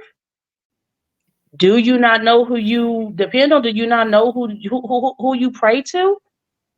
Like, who are you? You have to be able to tell yourself, I know who I am. I know who I serve. And I am going to walk. I'm not going to be in fear. So again, when it comes to walking in your purpose, you have to know who you are. And then you have to really break down anything that's in the negative. You have to break it down, because if you don't, it will rise up and it will stop you from moving forward. So I can just keep it right there. Okay. I think you're Yeah. right That, about that that was for that sure. was man. You I'm gonna be got keep your like, right like, there. answer. be like you yeah, you throwing them at me. I gotta like start moving around, ducking down. I'm just taking blows right now. Let me see. I'm gonna keep it right there. I'll just keep it right there. uh, Keith, you got something? Yeah, I was going to ask you about a couple of things, but one of them is when you were talking about your grandmother. I really like you to, expand on how that really, is making you who you are today. We know about how she influenced you to get in the business and how she influenced you overall. But as you go through your life today, how do you keep her in your mind in the things that you think she would want you to be doing? I keep my grandmother in my mind daily because she is in my home. Hold on, let me show y'all something real quick. You still with me? Yeah. I'm still Can I with turn you. this around? I don't know how to turn this around. You, Can I don't know if I can turn the camera you could around. Can you still see you could me? do what you do. Yeah. Yeah, still see you. Okay. My sister-in-law is downstairs, y'all. Y'all say hi to my sister-in-law. How you Hey, doing? She's visiting from Georgia. She came out here for the thing. Can y'all Atlanta. see That's this my. picture right here? Oh Yes. yeah, yeah. Y'all see that? Yes, Yes. indeed. You see the other one? Yes, Yes? yes, You saw both of them? yes. Okay. So I look at that every day. That's beautiful. That's beautiful. They in That's my beautiful. house. Every single time when I see them, when I walk down the stairs, when I come up the stairs, I say hello to my grandmother and to my brother. They're there. They're with me every single day. Um, the thing in regards to my grandmother and how I just really keep her relevant is, well, I'm named after her. My real name is Frances. Um, and that's my grandmother's name. I'm named after her. So um, my grandmother was a very powerful little young lady when she was here with us. And I keep her relevant because she played a huge part in my life. She was the reason why I feel like I'm still here today. Um, my grandmother was the person that she would interpret dreams. Yeah. Okay. Mm. And So, when like a medium? yes, Okay. yes, she would interpret dreams. So people would go to her with their different dreams, and she would basically let them know what it meant. She would tell people before they would even know, like they was pregnant and stuff like that. Now, mind you, you can't call her a Wow. medium inside of the church You would have to call her like a prophetess, or you have to Yeah, call her a yeah, yeah. you couldn't call her that. But yes, in my research and how the way she would have been just to everybody else, yes, a medium, but she had gifts and she had powers, and even like my grandfather is still alive today. Super excited about him. Actually, the reason where the exclusive elites came was from him. He had a singing group at his church called the Elite Ensemble, EE. So I wanted to keep EE in the family trait, which is where exclusive elites came in at. That's just a little corner for you. But him and my grandmother were Wow. married for Wow. 60 years. The 60th year that they were married, my grandmother passed away that year in November in 2009. Um, but they were married for 60 years. They had, beautiful Wow. children. I got a chance to see them in marriage seminars that they used to host. My grandmother will always drop gems on me when I was a teenager. I was like, I don't think I should be knowing about that. Like, I don't even think I'm gonna have a husband. Like, I'm be a G. I'm be a G my whole life. You know what I'm saying? Like, I didn't think I was gonna have no husband and settling down and doing not I. But she would tell me different things, and it helps me now, just even in my Yeah. marriage. Like she would say certain things like, you have to make sure you have money set aside for when you have a bad argument. I'm like, what you mean? But then it wasn't until I had that bad Right. argument one Yeah, time. you gotta have it. And when I was like, Yeah. "Ooh, I'm about to go to jail," that money, I was able to go get a hotel room that It night so got I you out could of there, get huh? my mind right. Oh You see what man. I'm saying? So it's Yeah. just Yeah, the yeah. little things that she taught me that keeps Yeah, me yeah. like going now. And again, I even feel that she still talks to me just in a different type of way. But she's always with me though. Always with me. And also Wow. I'll say this one thing. Um, because let's go back into the fear, right? Let's go back into walking in the purpose. Because when my grandmother passed away, my grandfather gave me a gift. And the gift that he gave me was a box full of my grandmother's labels, which was called Francis Super Hair Grow. And back in the 80s in LA, she had a commercial with my aunties and they sung the song. Oh crap, now I gotta say, okay. I'm not gonna put nothing on it. I'm just gonna sing how the way it is. Okay. So the commercial was Francis Super Grow. Please don't call it grease. Okay, that's the end. Okay, that was the commercial, and she like did a little talk in it. Then they sung it again, and that was it. So, anywho, I can't believe I just sung that. But my It's grandma too had a brief. We fish. got to do that again. That was too brief. Nah, I didn't catch it. I didn't catch it. We're gonna catch that at the end. We're gonna catch it at the end. So she did that, and when she passed away, my grandfather was like, "Your grandmother wanted you to have this," and I'm like, "Why would she want me to have labels? Like this is just weird." Like, so then I was like, "Oh, she wants me to make it because I always wanted to learn how to make Francis Super Hair Grow." But back in the day, my grandma would be like, "No, you don't need to." In time, like she would speak in parables like the Bible. And I couldn't stand that because I'm like, just speak English. Like, what do you mean? I don't understand. Like, now I do. It took me a while, but the thing she would say is just like, just talk to me in English. Like, what? But she wanted me to make it, but when she wasn't here, like she wanted me to keep it going, right? So I got that back in 2009 when my grandmother passed away. So I was thinking about doing it. And that's another thing. When you walking in your purpose, you can't tell everybody everything. I'm gonna let that stay right there. Because as soon as you tell somebody something, as soon as you tell somebody what it is, that's what you was talking about, Rock, where that praying, that PREY. Right, People right, start putting certain right, things out there right, to kind of prey on you to bring you down. And that's what happened. I said, you know what, I'm gonna do this. And I had let my family know, right? And then they was when I tell you, God, when I tell you that you just have to not say nothing to some people, you just have to keep that to yourself until it's done. It took me from 2009 to 2021 to get Wow. my grandmother's Wow. super hair Wow. grow back out there. Why? Because of fear. Because I listened to what people said in my family. Oh, it ain't gonna be the same way as hers. Why you gonna do that? And I let it stop me. Yeah. I stopped myself for, man, when I think about that, I get so mad because it's like we allow people to stop us by what they think. It don't matter what nobody else think. At the end of the day, it was given to me. This is something that she asked me to do. And I stopped myself because people in the family were jealous, was envious, maybe because they didn't have her name. I don't know and I don't care. But again, let me identify with what I need to identify with. I stopped me from moving forward because of something that they said.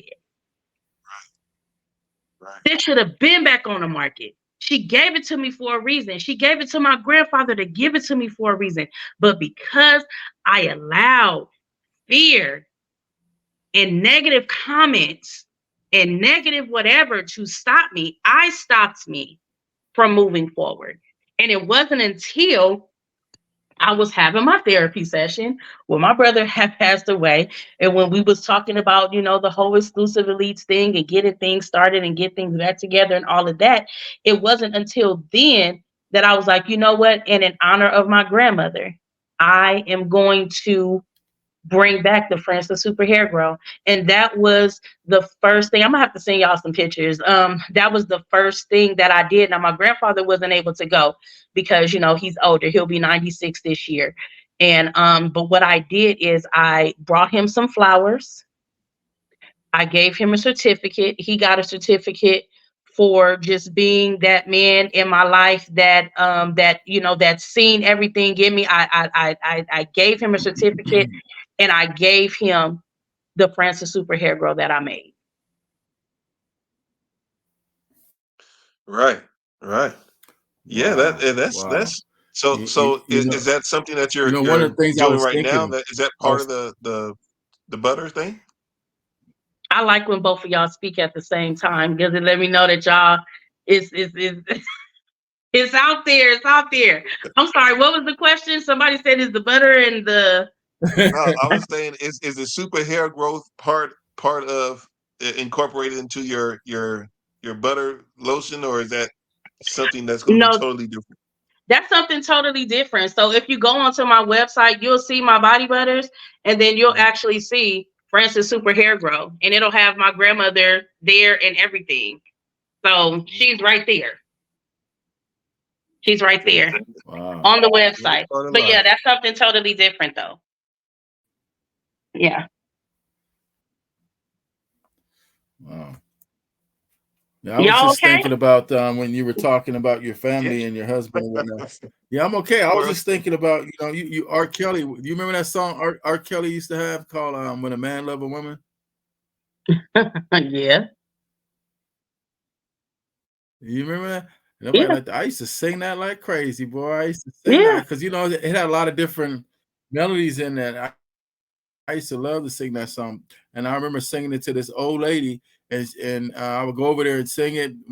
She answered the door, and she said, "Sing that song for me." I just sing a little part there, but How'd you I was just sing thinking it? about that How'd you sing it?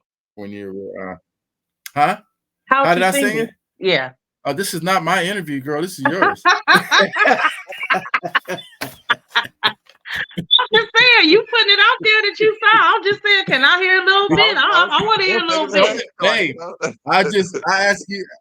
No, I ask you if you knew it. That's about as far as I can go with it, man. That's it. That's it. oh man. So I guess my question is on life lessons. So I guess I would be like, what would you tell our audience and people that are out there, the life lessons that you've learned so far, and going forward, and how you intend to carry that on? The life lessons that I can say that I've learned is like how we was just saying right now. Not everybody is going to be happy for you. They're not. And you have some people out there that will prey on you, PREY to be exact. Um, life lessons that I've learned is that it will be the closest person to you that will hurt you the most. the one that you think the one that you think has your back, the one that you think that's going to support you, the one that you think is just going to, just be that person. It could be that it could also be that person that you are sharing your blueprint with that can try to not make that happen, if that makes any sense. Yes. In regards to the life lessons I've learned, that your family will not support you more than not. You have some people in your family that will support you, but the majority of the people in your family that will not. Other life lessons that I've learned is that right now, in this day, in this age, in this time, it's time for the black sheep to rise. And if you are a black sheep and if you have been X'd out in a lot of different things, it's now time for the underdog to shine. The underdog now has something to say. The underdog now has something to do. It's nothing never to prove, but it's also just things that we've been wanting to do and say for a long time, and now is our time. The stuff that people say that, oh no, you don't say that or you don't do that, you see it now. You see a lot of underdogs that's coming out right now. Cat Williams, he's an underdog. You know what I'm saying? You see a lot of truth, a lot of things that's getting, that's just being exposed in the world today right now. It's the underdog's turn. For the people that thought that they were crazy, they were this, they were that. It's our turn now. But we are doing it in a different type of way, not to bring down anybody, but to bring awareness to some certain situations and to let certain things be known that no, what you were taught was not right. No, what you said was not right. Like we're just coming to, do the right thing, to let it be known that right is still right and wrong is still wrong. We're not here just to, learn what everybody else is doing or to, to be on a bandwagon with everybody else. We're here to really definitely make a difference and to make a change. And these are the lessons that are right now for real. Like, and they're being taught. It all depends on if you're willing to learn them or not. So, Right. I think you just said some powerful stuff right there, because as you talk about the underdog, to some extent, KF&JF podcast is an underdog in that way. What we're trying to do is put ourselves out there to bring people like you on the podcast and people like you to the forefront to show our community that we do have people you can look at and you can see. So that underdog thing, yeah, and those haters are out there too, because eventually, yes, we hope that things grow for us in this podcast, and as we work together, Razak is a big part of that, and so we're working together to try to bring that, just like you're taking that energy to support those your black women and making sure that they have something to look forward to in the business world, having somebody that's got their back. Well, we're trying to be that person for you guys as well, and for others to have that back, especially in our community. So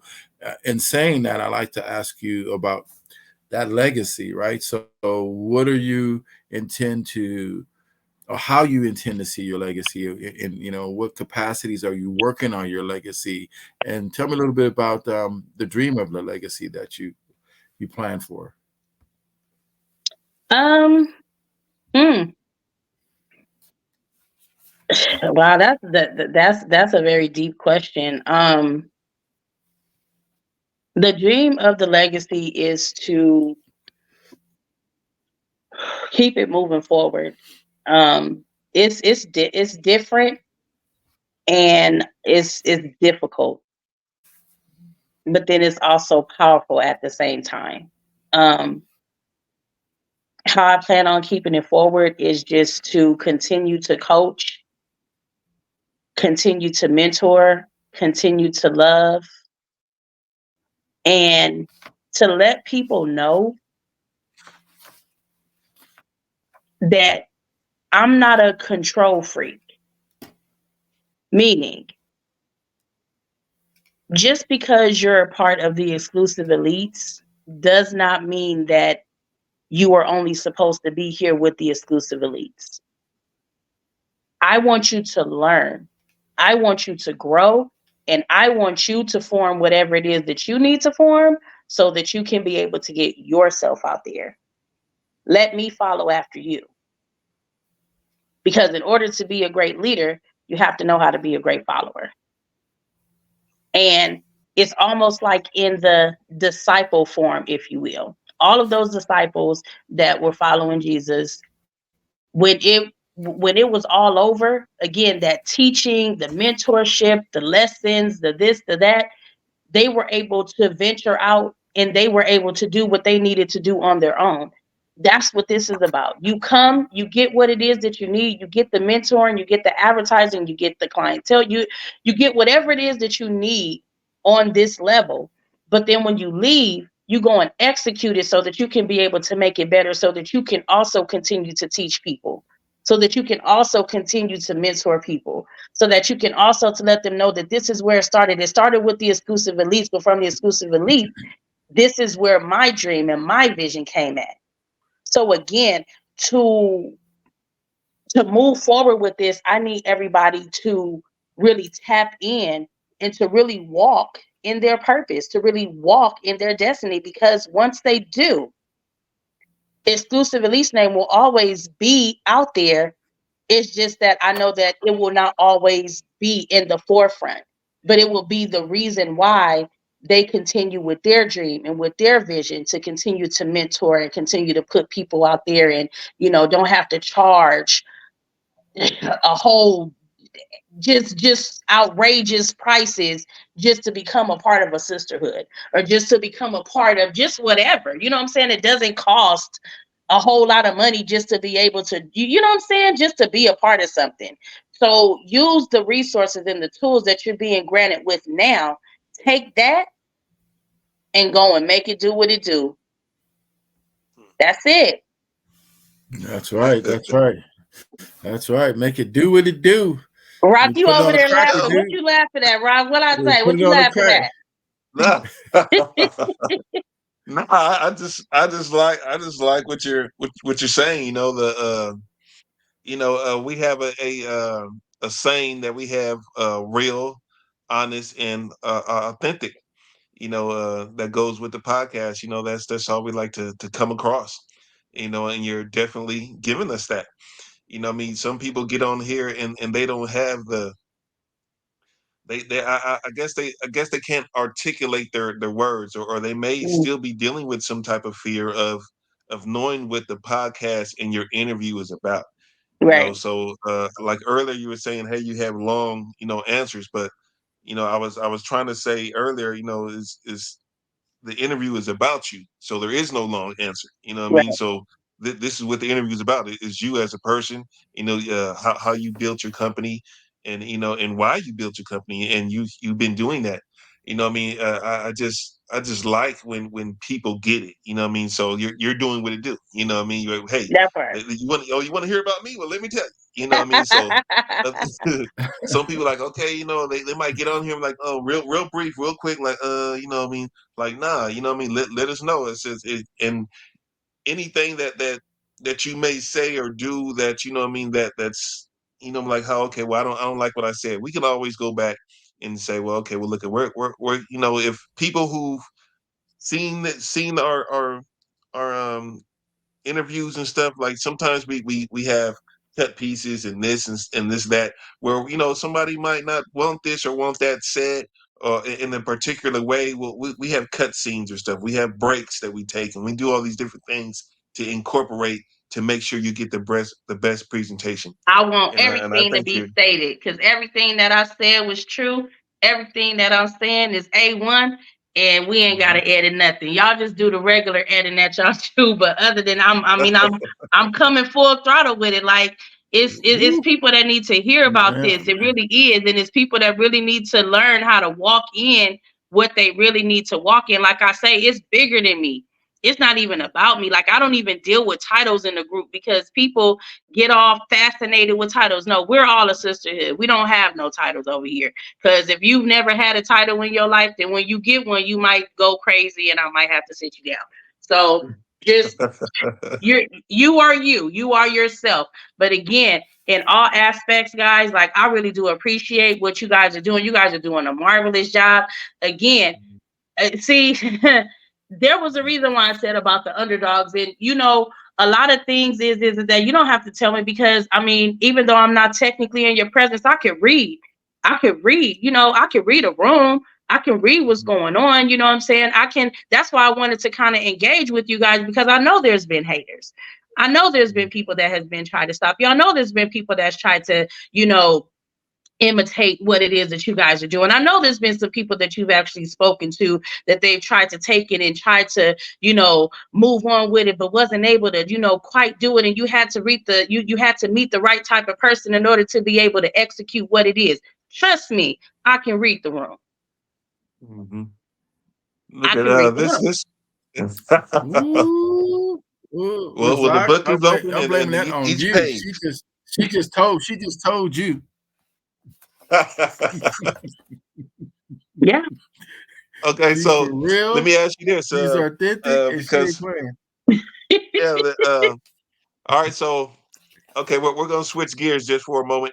Um, okay, what are some of the items? Do you have a bucket list or a wish list or a set of goals that you are planning to reach and that you have achieved or that you're, I mean, once you're a business success, you're living your life and stuff. Is some things that you plan to do, or I know you said you wanted to go to Sonoma or Sonoa. Are there Sedona. other things that you have lined up that you wanted to do in life? Go. Um, Something on my bucket list is I really want to go to Dubai. My oldest brother is out there, and he paints for the royal family, and I really want to go out there because I heard that it's really really nice, and he was able to establish what he does out there. And like one of the things is just for me, I know I've been out here in Arizona. I started in California with exclusive elites, right? I was already supposed to be in Vegas. The goal and the dream of exclusive elites for me is to travel. Just like how I'm a traveling massage therapist, how I'll go anywhere and travel to do a massage. I want to be able to travel and to let people know about the exclusive elites. That's a goal of mine. So I told everybody in Arizona, like, look, this will be our third year in Arizona, hosted in Arizona, doing things in Arizona. I said next year is totally different. We're going to Vegas. Like we have to get to these different states. I have to get to these different states and get to these different pop-up shops and meet these different people. Like the dream that I had is going to come to fruition. It was thousands of women in that dream. Like it wasn't just the same people. Like it was it was a lot of women. So again, I already have mapped out and drawn out in regards to the different things that I would like to do. I mean, I want to reach the states. It's not just gonna be here. Like people are gonna know about the exclusive elites, just like how people are gonna know about your podcast. Because I'm telling you, I'm getting ready to let everybody know about this. This is something that everybody needs to be on. Y'all gonna have book schedules just like how I got book massages. It's gonna be booked because it's so many businesses out there that can really benefit our community that needs this type of platform, that needs this type of motivation. So the goal for me is just to get the word out there. The goal for me is to travel from state to state. Also, while I get my rest, also while I get my counsel and while I get my therapy. But the goal for me is just to keep it going, and to let everybody know that again, there is power in Black women. We are not what they try to paint us out to be. We don't have, all of us don't have attitudes. All of us are not bitter. All of us are not, all of the negative things that they say and that they paint us out to. And it's so crazy how everybody trying to look like us, but then they also have something very negative to say. Now, don't get me wrong, we all have some things that we have to work on. But if you really look at what's going on in today's world right now, right here with everything that's up, everybody look Black. They got a big booty. They got big titties.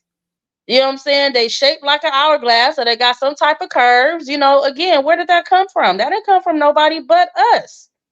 They big Right. lips.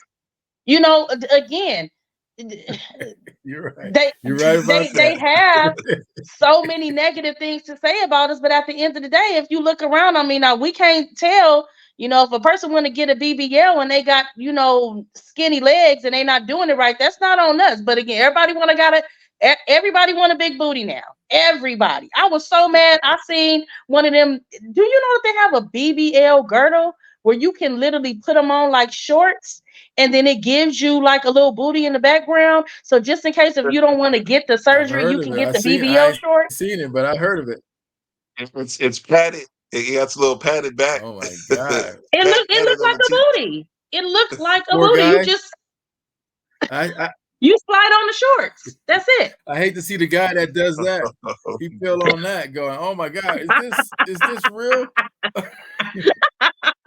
Oh Wait a man. minute. Wow. What you I'm just doing? saying.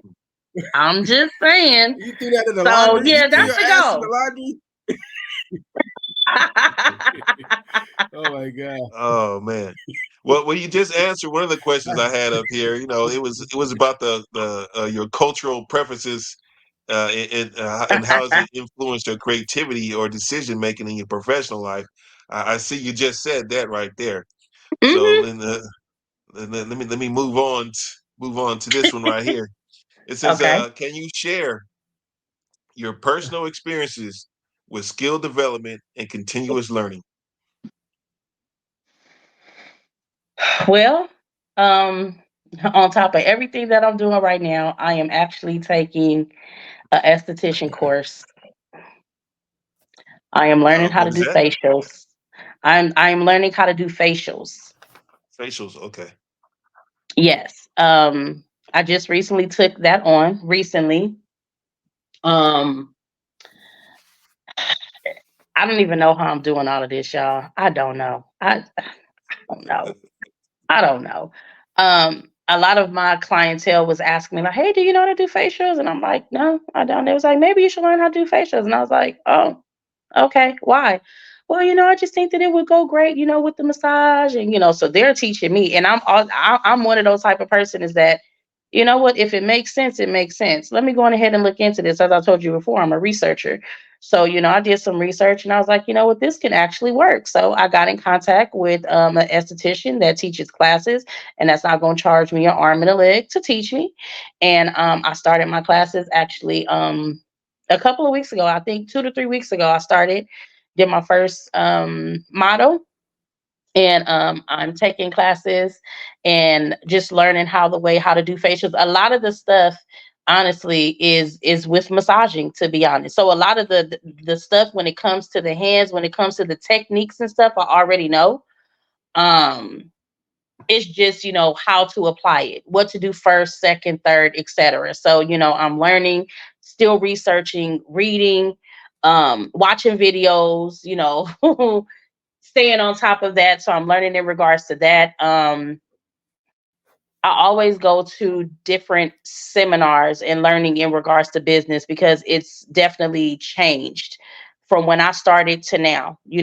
After the PPP loan and after COVID, everybody want to be a business owner, right? So they changed some things because now we're doing it differently than how the way our parents did it. Our parents had, what is it called, pensions and stuff like that. They don't have the same, the same type of pension plans and stuff like that. Even the 401k is different from when it used to be from before to now. So you can't just get off a job and just live your best life if you don't have no plan. If you don't have nothing, then you are literally going to be homeless. If you don't have some type of 5-year plan, 10-year plan to get yourself together. So, I take myself to business seminars and, learn about business, how it is now, what it is that I have to be able to do. I'm with LegalZoom right now that is actually assisting me and helping me. Again, like I said, I have 2 more payments that I have to make before I am an official 501c3 with exclusive elites. But LegalZoom also handles in regards to my business for healing hands massage and for Be Trendy. So when it's time for me to do my taxes, when it's time for me to, when different things changes in the state of Arizona, that I'm on top of things. Like, yes, I pay a little bit extra more money for that because again, I don't have all of those type of resources, but they keep me on track. So I use what keeps me on track and what keeps me motivated, and the learning capability of how to handle your business, what to do, when to file taxes, when to make sure that have read up on certain different things in regards to what's going on. It's a lot of different things. So I just keep myself motivated. I keep myself active. Sometimes it's hard. Sometimes I forget. I'm not gonna lie. I have been forgetting a lot lately. I think it's because I'm turning 40. Oh my God, just to say that is out of this world.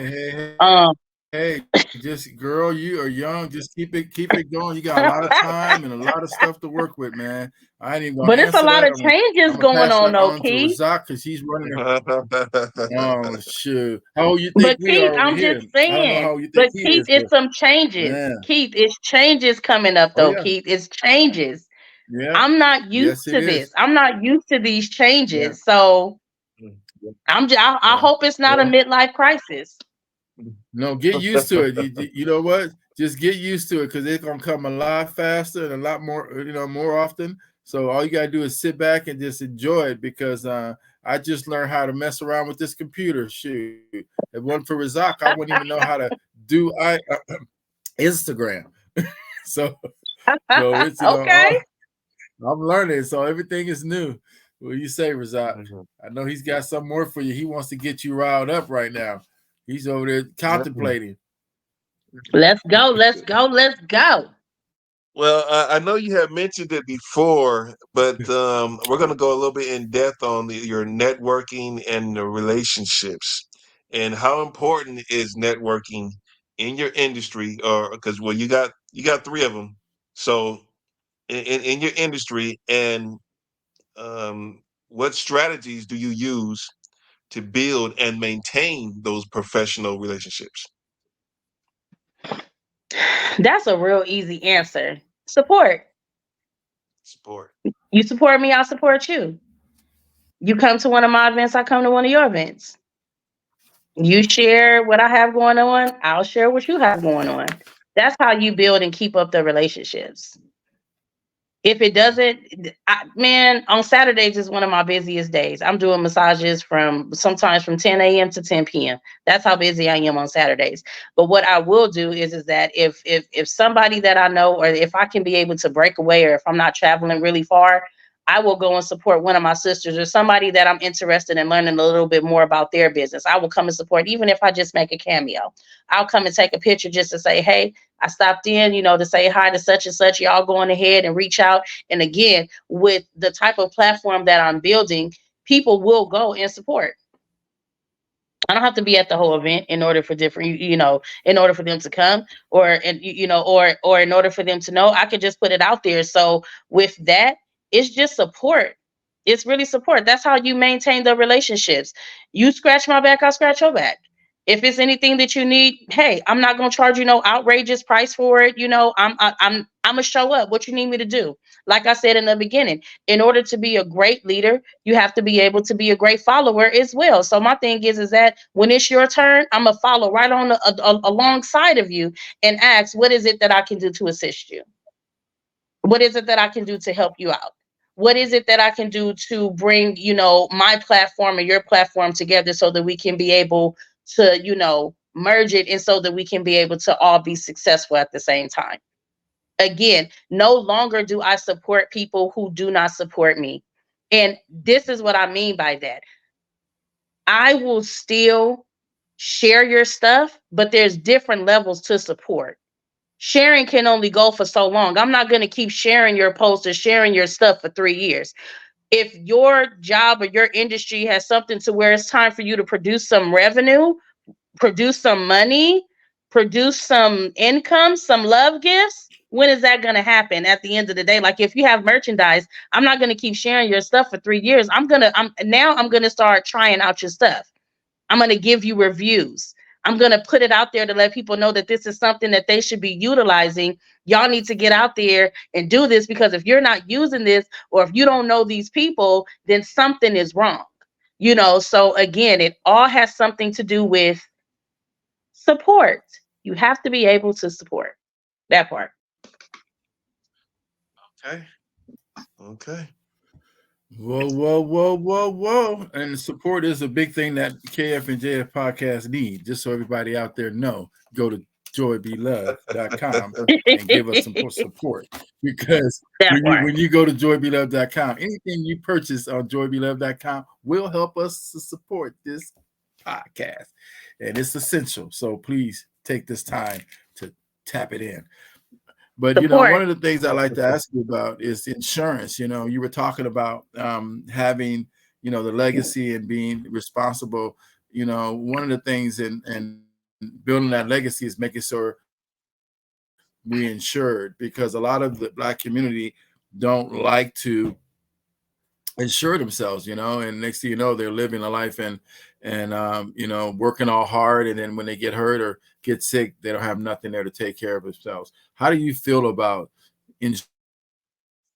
insuring yourself and your business, the importance of that for small business? Insuring yourself and your business is very important. It's very important. Me and my husband right now, we have 3 life policies. 3. It's very important to have, because at the end of the day, I want to make sure, God forbid, I'm not speaking nothing in existence. But God forbid, when it's my time to go, and if I go before my husband, I want to make sure that he's taken care of.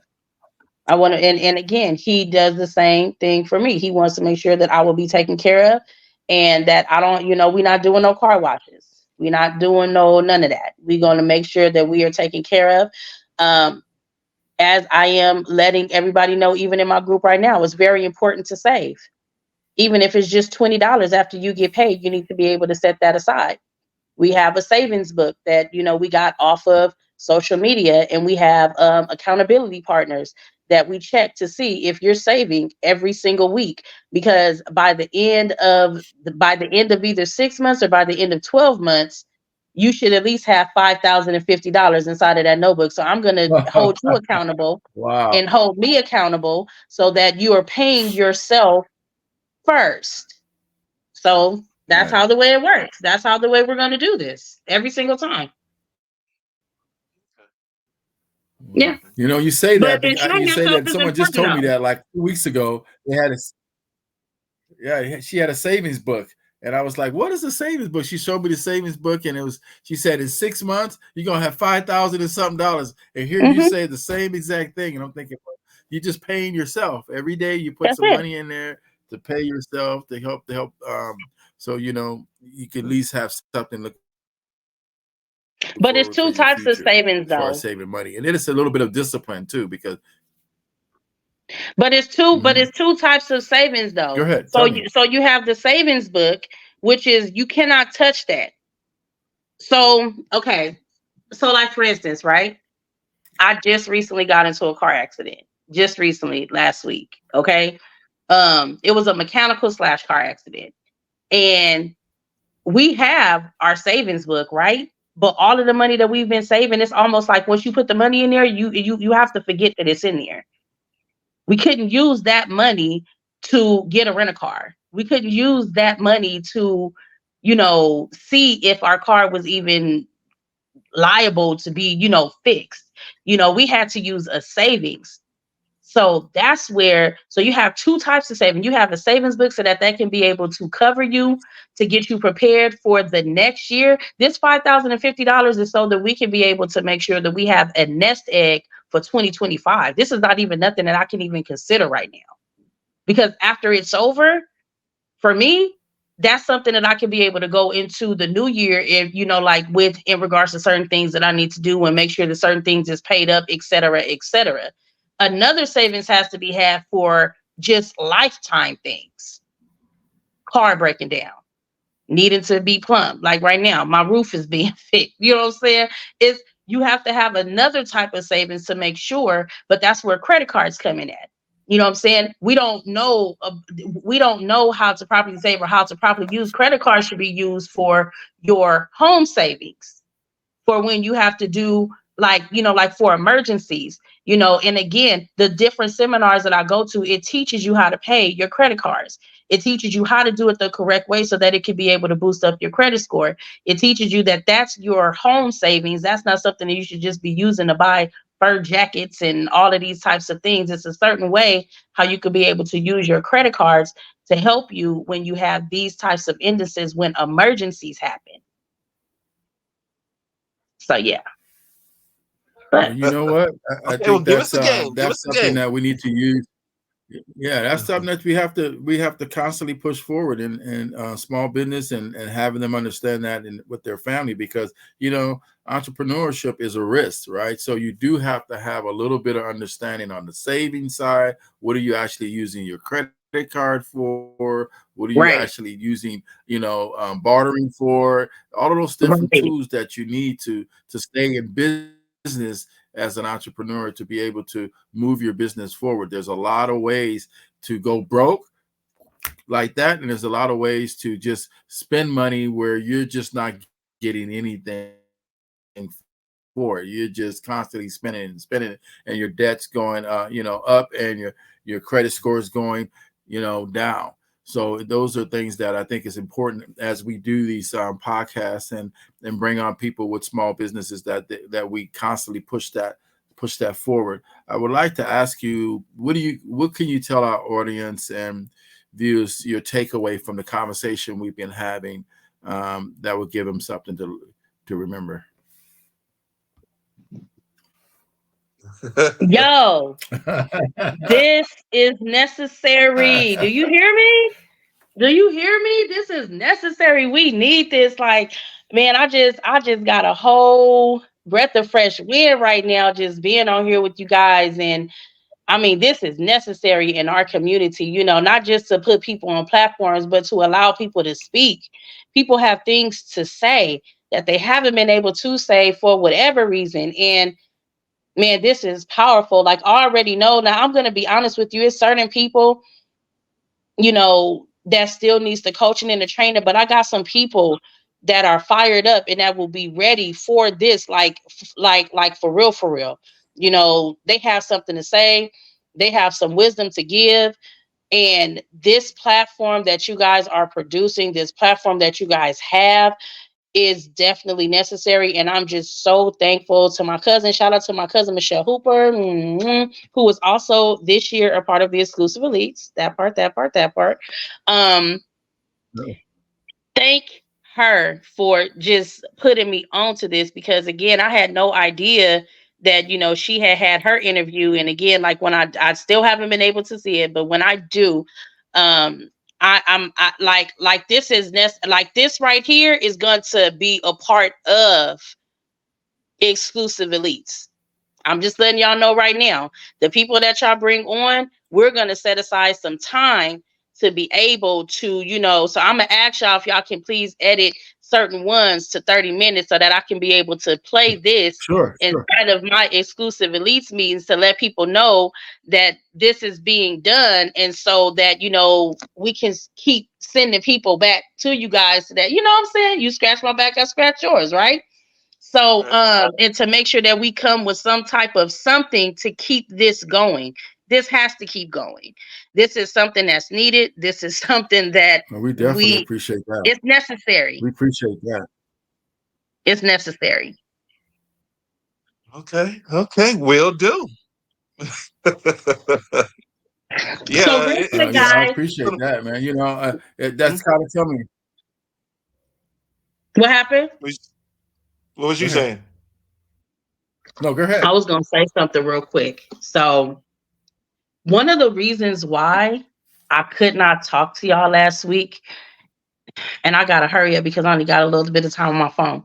But one of the reasons why I couldn't talk to you guys last week, because I told you last week was the first meeting at the Airbnb, right? And something crazy happened. So the meeting was good, right? The meeting was good. Like, the place, like the refrigerator had gave out the what is it? They had to turn on the circuit breaker or something because it like everything had kind of like went out, and like the plugs, like I really wasn't able to utilize no plugs. It was crazy. So mind you, the meeting is over. We have a good meeting. We give away our gifts. We take our picture. Everything is good. So we just chilling at the Airbnb for the night, just chilling. So all of a sudden, I always get Airbnbs that has fireplaces because I love fireplaces. I'm a fireplace guru. I love them. So I always get an Airbnb that has a fireplace outside. So I went to go and try to turn on the fireplace outside because it was a little chilly outside and I had wanted to be by some fire, but it wouldn't come on. So I hit up the owner and I was like, hey, Daniel, the fireplace isn't coming on outside. Like, what do I need to do? So he was like, well, the what is it called? The tank, Propane? what's the tank? There you go, the propane tank. He was like, well, you can go and check underneath over there. So then I went to go check and I was like, man, that thing is empty. Usually propane tanks are heavy. So he was like, oh, well, you can go over to the barbecue pit. I was like, I ain't getting ready to touch none of that. I'm a woman. I'm not touching that. I said, and plus my hands, I'm not getting ready to pick that up. I said, that should have already been together. The amount of money that I paid for this house, no. So he was like, you want me to come over and do it? I was like, yeah, please come over. I said, just let me know when you get here. Now, mind you, this is like 7 o'clock. Okay. Now we watching movies, we laughing, we whatever. All of a sudden, I go upstairs, right? I'm going upstairs. This is like about 9 something, right? I go upstairs, and while I'm upstairs, all I hear is, I'm the owner. I'm the homeowner. So I'm like, what? What's going on? So I hear it again. I told B I was coming. I'm the homeowner. I said, what? So I go down the stairs and I'm like, what's going on? I'm looking, and one of my members slash sisters is like this.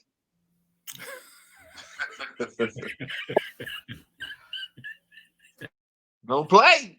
You can play, but don't play. Daniel is in the background like, no, homeowner. I'm the homeowner.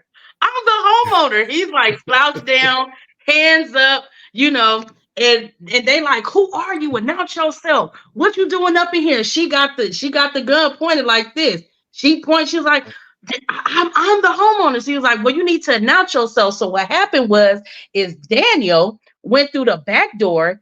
He did the back gate. He didn't let nobody know. He went to change the propane tank, and then he turned on the fire and then walked over to where the door was. So when one of the girls was like, it's somebody in the backyard, it's somebody, my homegirl ran to the room and got her gun because we didn't know who it was. Oh man.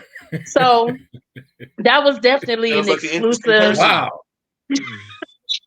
Sounds so Wow. interesting. A bunch of Just black to women let you know, and they we got don't guns. play. I know he was Yeah, we like, don't play. you said We things were licensed. changing. Things are Yeah. changing. Yeah, we licensed to carry. So yeah, just to put that out there, y'all make sure y'all come correct. All right. Believe me. Right? Oh my God. Yeah.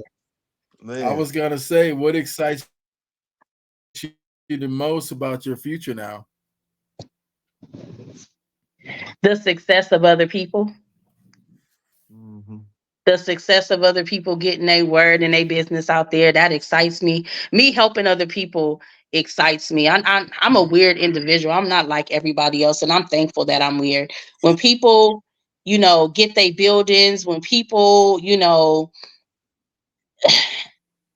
when they are living in their dreams, that excites me, so I'm happy to see that people are finally getting it, and that they are in the process of getting ready to live in their dreams and really walk into their purpose.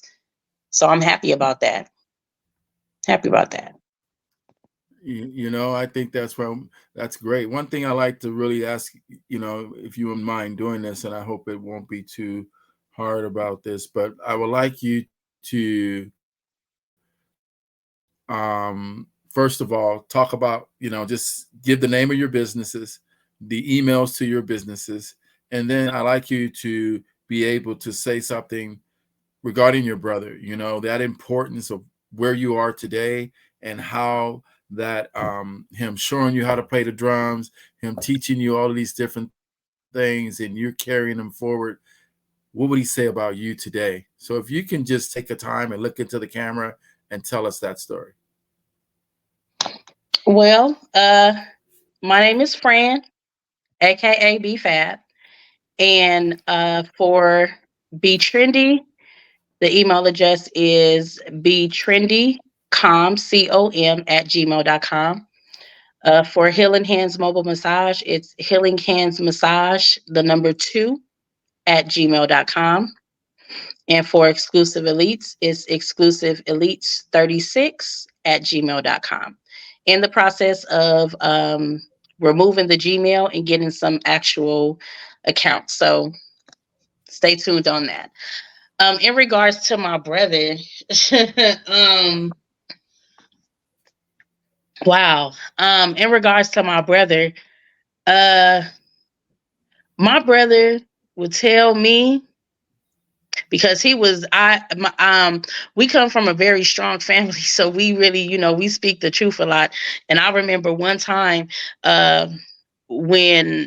when he was still here, and when he was before he had passed away, I would say like about a month before, he told me, he was like, Fran, you've changed. I was like, what you mean?